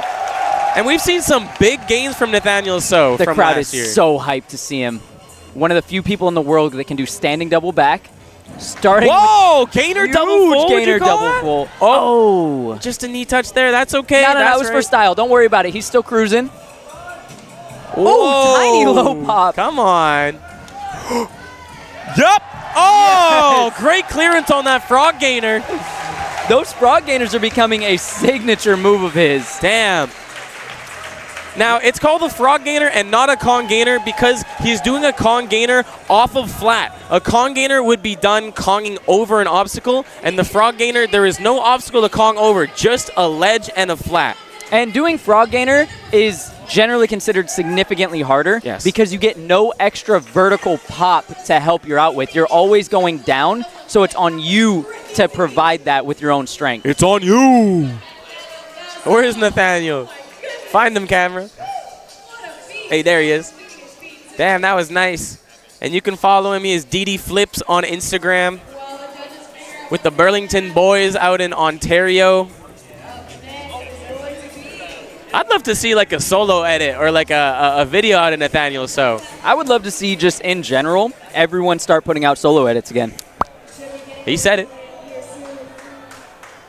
Thumbs up from the judges. Man, and we still got 3 more banger athletes coming up. So that could be a gainer double full or a cork or a double cork. So 7.73 for Nathaniel So, putting him in 4th place above Riker Vassallo. Now it's looking like execution is not as big of a make or break as it tends to be in a lot of free running competitions this year. And I'm not mad about that. Not mad about it either because he got right back up and killed it. And this definitely has to be scored higher than a double cork. Yeah. It is much harder than a normal double cork. And was that a croc touch that he bailed on? I just blinked for a second. I think it was just a croc. Okay, that is a low spot to do a croc. Oh my god. Takahiro? Takahiro. Takahiro set up right now. Let's go, Taka. Taka, known for hitting some messed up scoot tricks. Croc touch. Seen a lot of those this year. Dub cork. Okay. Very clean in his transitional movements too. Scoot. Oh! Fake out. Coming at you. You thought you knew what he was going to do? Little break action. Okay. Come on. Oh, he said, there it is. You can have it now. Hey, short and sweet. All right, Taka. Okay. All right. That was a mad enjoyable line to watch. But will it reflect score-wise? Not sure the dance moves are gonna quite reflect. That being said, I think that was for the audience. Yeah. I really like that. At the end of the day, this is a live event. We do have an audience here. And he did have some power moves here, starting off with this double cork right near the beginning. Didn't love the jump down transition to Kong to jump down transition. Empty. Yeah, two empty moves there. Oh. Maybe this could have worked a little bit better with a better use of space to get there. Yeah. That being said, so fun to watch. Yep, great run. And yeah, the only things we would have really changed about that is changing those jumps into some kind of a trick or obstacle use. The score is in, and that score for Taka is 7.40. 7.40, putting Taka in 8th place currently. This is a tough style bracket. It is. Every name on here is so hard hitting. Who do we have next? Ellis Torhall, the GOAT. Sheesh. Oh, get ready. Everyone's busting their phones out. Everyone's trying to get the clip of this one. All the way from Sweden. Ellis Torhall. Every line has been so incredible, I almost forgot Ellis is here. Yeah. And now I am geeking out. Yo. He is the most fierce style competitor Parkour has ever seen. Widely considered to be the best style athlete in the world. Can he make it undisputed here? Really, it just comes down to whether he can execute this line or not, because his choices are sound. Giving the thumbs up. And what's he got cooking for us? Call him Ellis Tombstone the way he kills the competition.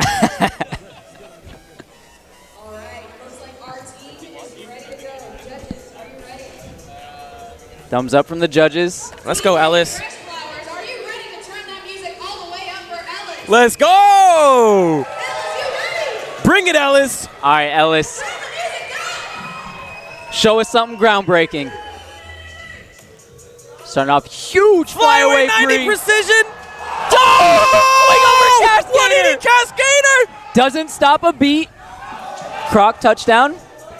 Moving back up to the bars. And what's his he favorite cooking here? Full in! Finishing off with a stomp full in. Ellis Torhall clapping that off. Yeah! The crowd is on their feet stomping for that. Oh my God. Hitting that full in from half of a swing. He hit that upstart 180 and said, I got 2 flips and a twist for you. That is a transition right there. He doesn't need an extra swing. He doesn't need a cast. He's going to use his upstart as his transition. Not to mention, he started off with a flyaway pre that's about 10 feet in the air to a bar, straight to a swing turn cast over gainer. Oh my God.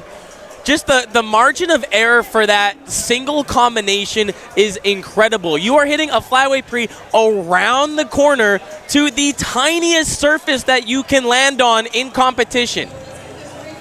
And he's got to pull out a 180 cast gainer? Yeah, the swing turn gainer, whatever you want to call that, it takes so much control. And we're going to see it again right here. Because if you come in a little bit too shy on the swing, you can't pull yourself over. If you go too much, you end up almost going into a front giant. And we did see him undercook a few, but he got it perfect in the run, and rolling you saw out that of it. hand transition as well.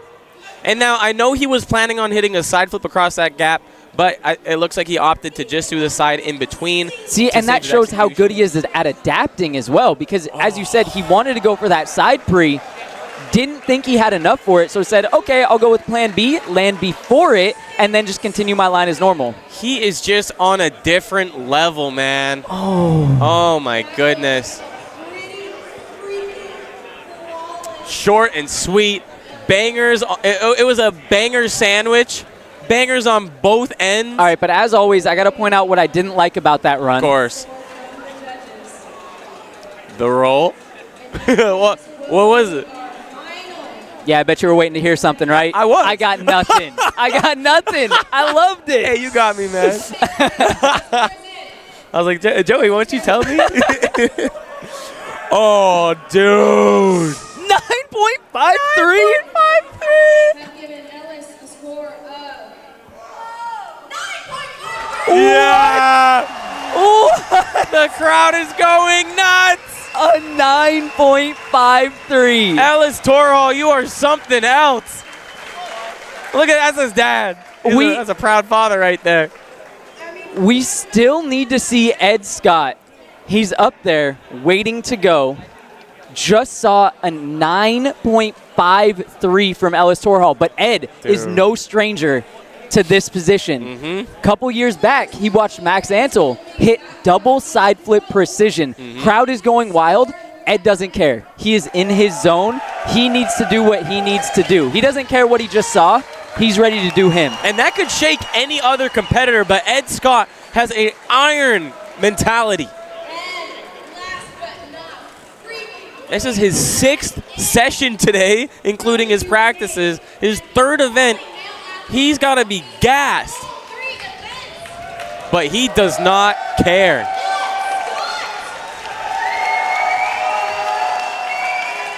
Come on, Ed.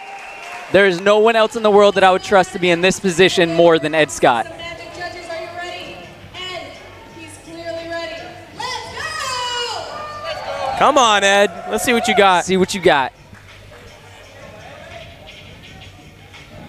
Okay, tack palm, 360 back handspring cart. Ooh, Kongpre's the bar. Let's go. Okay. Fly away up. Huge All right, Kongpre! Hey! They lay to finish it off. Come on. Let's go, Ed. He said, that's right. This is my house. Put me in. Woo! Damn. Yeah, getting props from the homies. The podium said, what's good? Absolutely beautiful line from Ed. Loads of difficulty and something that's a little bit hard to see. Going into that gate lay, it's an awkward angle and a bit of a dive to get to that gate. Yeah, you got to get your body around that corner so you can hit that gate. And also, that palm spin transition into cork precision, that is not a linear cork. Like, he's not just taking a straight run. He's got to cut it a little bit to hit that cork. Replays up on the screen, ladies and gentlemen. Ellis was supposed to side flip that gap. I know. We talked, guys. We did. Ed Scott putting together a banger, and I think had it gone before Ellis, it would have left a massive impression. Coming after Ellis's flawless run, I'm not sure how that's going to affect things in the judges' eyes. And that's a tough flyaway right there. And yeah, just watch how he's got to cut it just a little bit to hit that cork. Whoa. Smart decision there. A little bit of a pause just to make sure he gets his steps exactly right. And giving us a little bit of a shout out to his big trick from last year. He hit that massive cork precision to the block. Hitting another cork precision this year, but in the middle of a line this time. And that's just indicative of the level change. Every single year, everything is getting so much more difficult, swaggier. 8.40, putting Ed Scott in 4th place. Holy. A position we are not used to seeing him in, but that will be enough to take him to tomorrow's event. Definitely take him to tomorrow's event, and it will majorly affect things. But Ed is a competitor. He knows what he needs to get done tomorrow. He knows the place that he's in, and he is up to the challenge. And I think the main thing, there was a little bit of a stumble on the pop full at the top, as well as a little bit of a pause between one move to the next. Yeah, not as strong of a start to that line for Ed. I was expecting a palm full. I was as well. Third, are you sure? So let us give you the numbers real quick. So we got Ellis Torhall, in first place with a score of 9.53, probably the highest score and the most difficult run we have ever seen potentially in competition. Yeah, that ever. score is a full point above the next closest. Yo. And then we got Kalen Chan smiling his way into second place with a score of 8.5. He said what's up to Kevin Franzen in third place with a score of 8.45, just 0.05 away from Kalen's score. Now, another 0.5 beneath him is Ed Scott in fourth place. In fifth, we have Rai Rai Abiang from the Bay Area with the score of 8.23. Nathaniel So will be hanging out in semis with the score of 7.73 in sixth place. In seventh, Riker Vassallo with the score of 7.64. And Sei Asakura, my homie, representing G-Star Raw in eighth place with a score of 7.48. Athletes are storming the course to give hugs. Sheesh, okay. And Jay. No.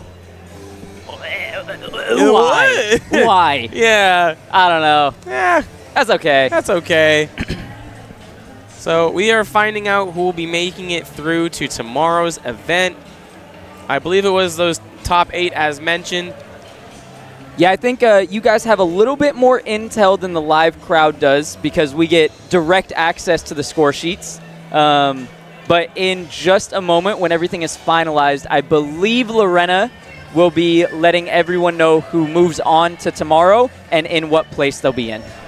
And need I remind you, this is day 1, the quarterfinals of SPL 2, the Parkour World Championships. We still got 2 more days of competition excellence of the world's best parkour athletes available only on pay-per-view. You head to the Sport Parkour League Instagram, head into their link tree, and you get those pay-per-view tickets because we have ironed out the kinks. We are bringing you an excellent top-level production starting tomorrow. Absolutely locked in. Not to mention, you saw what went down today. Today is day 1. Today is the chill day. Today is the day to relax. Tomorrow and Sunday is when things really start to pop off. You are not going to want to miss it.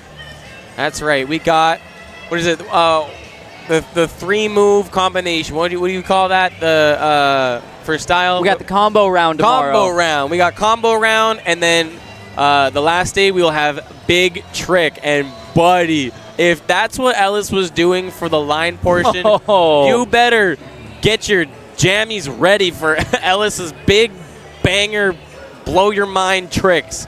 Not to mention, if Rai Rai comes through, gotta be ready for what he's about to throw down. That's right. That's right. Now, aside from style, if you guys missed it today, with skill was a bit crazy. It was the community round. People are doing kind of everything everywhere. It's a bit harder to watch.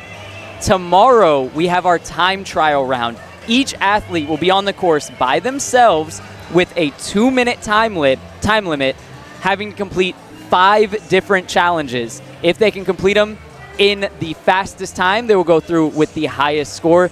That right there, as much as I love style, is quite possibly my all-time favorite category to watch. And these challenges get messed up. I got some intel from the SPL officials, and their goal this year was to scare Tim Champion. Is it possible? We're going to have to find out.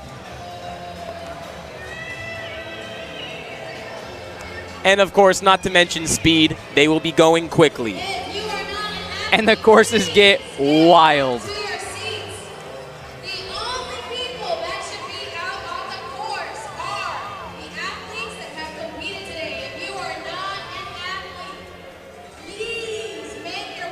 Yeah, get the heck off the course, spectators. I think that is all of the competing athletes. And we got your boy Brian Prince sitting up there. He is our athlete liaison, an SPL Vanguard and General amazing homie to the community. We love Brian Prince, and we hope you do too. He's even been clutching things up on our side. If we don't know something, we're just like, hey, Brian, what do you got for us? Please, Brian. Everybody out there right now just waiting patiently to hear. Am I going through tomorrow, please? Do I get to come back and compete? Yeah, because the number of athletes making it through are thus far unconfirmed. We've given you the top 8 from each division, but could be different. Also, we'll take this time to say, what's up, chat? Thank you for staying with us, all 250 of you. You ruled. Thank you for taking the time out of your day to spectate one of the premier parkour competitions in the world. We are very grateful for your viewership, and we hope you enjoyed. Absolutely, and we hope to see you back tomorrow on the pay-per-view, chatting it up with us. Believe you me, we see every message, even if we can't reply to them directly. Okay, looks like the results are coming in. Come on.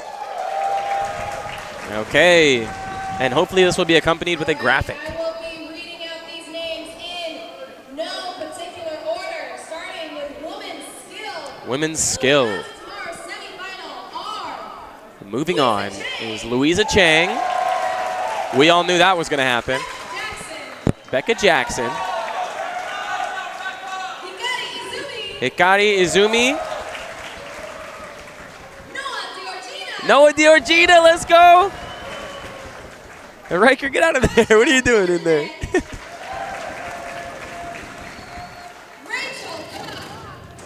What? So Rachel Gott's making it through. That's great. Almost brought down the house with that, too. moving on to men's skill. Once again, in more particular order. Moving on to tomorrow's semifinal. To everyone's massive surprise, Tim Champion. Oh, yeah, big Tim surprise. Oh, Tim's making it to semis. Joe Rizzo next up. Duh. Come on, Rizzo. Rizmaster. Daryl Stingley, and that's last year's podium. That's podium right there, all making it through, no surprise. No, very consistent, the skill division. Kevin Francis joining them. Come on, a top-level competitor in both brackets. Xander Levitt, I love it. Xander. Brandon Hooper from Hub, East Coast. Don Terry. Oh, representing legs. Some love for Don Terry. Come on. Luke Sabal. Come on. Let's go. Canada's own. One of my absolute favorites to watch as well. You got mad springy legs. Hey, Arturo. Pinky. Let's go, Pinky. Let's go. He did not get almost any screen time, but I was watching him kill those challenges. Mm-hmm.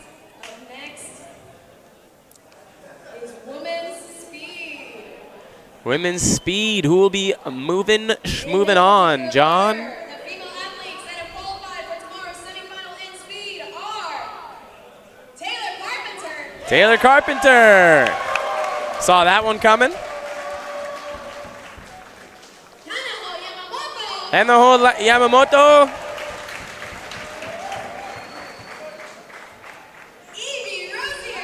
Evie Rosier.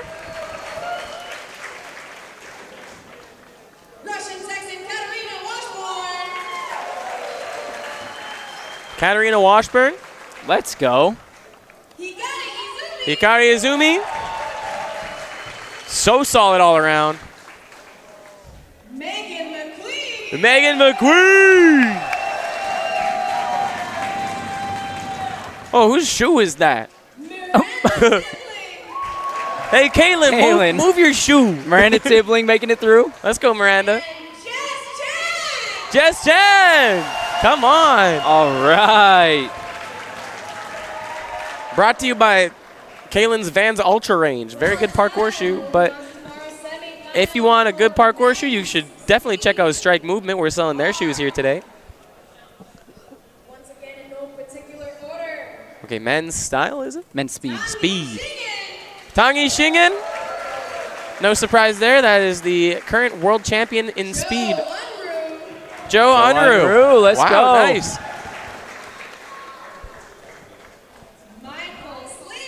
Michael Sliger. Mr. Sliger. Sliding into third place.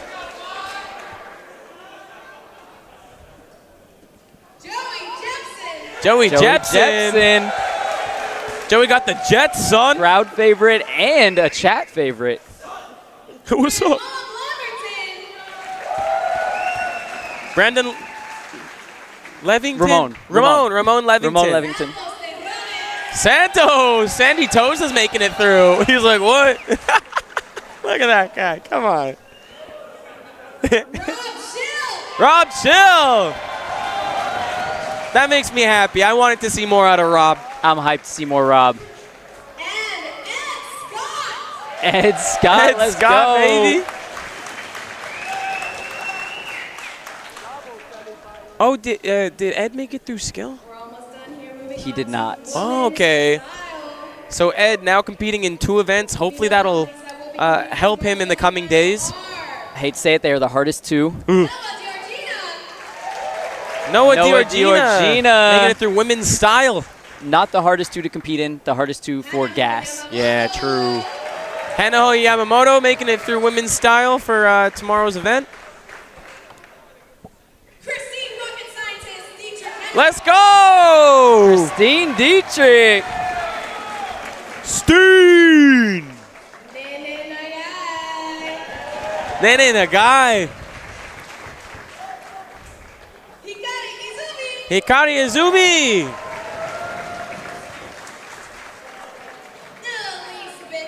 And Elise Bickley, of course. Oh, and Miranda Tibling. Come on.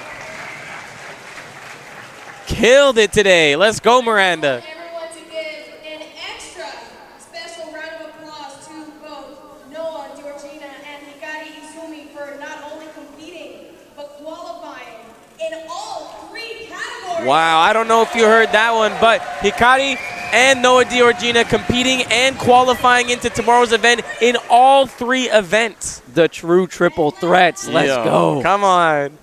Are they better than Ed Scott?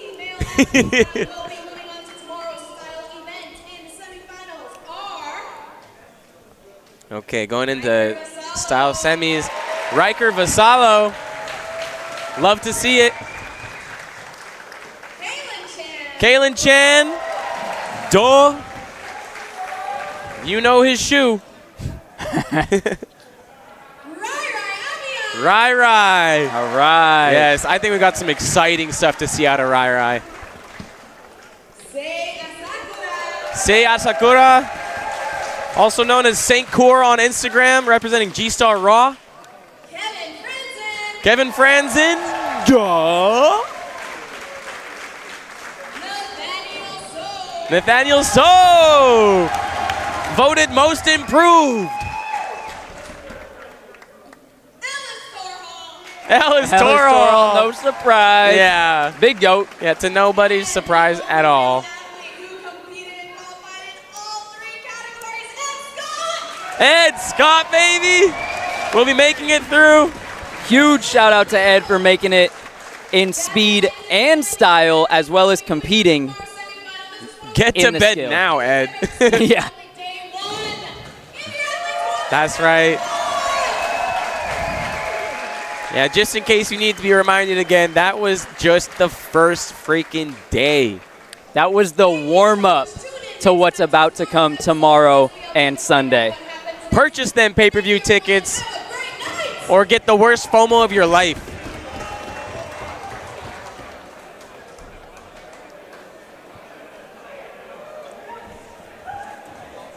And in the coming days, we will find out who will be crowned champion of SPL 2. See you tomorrow on the pay-per-view. Peace.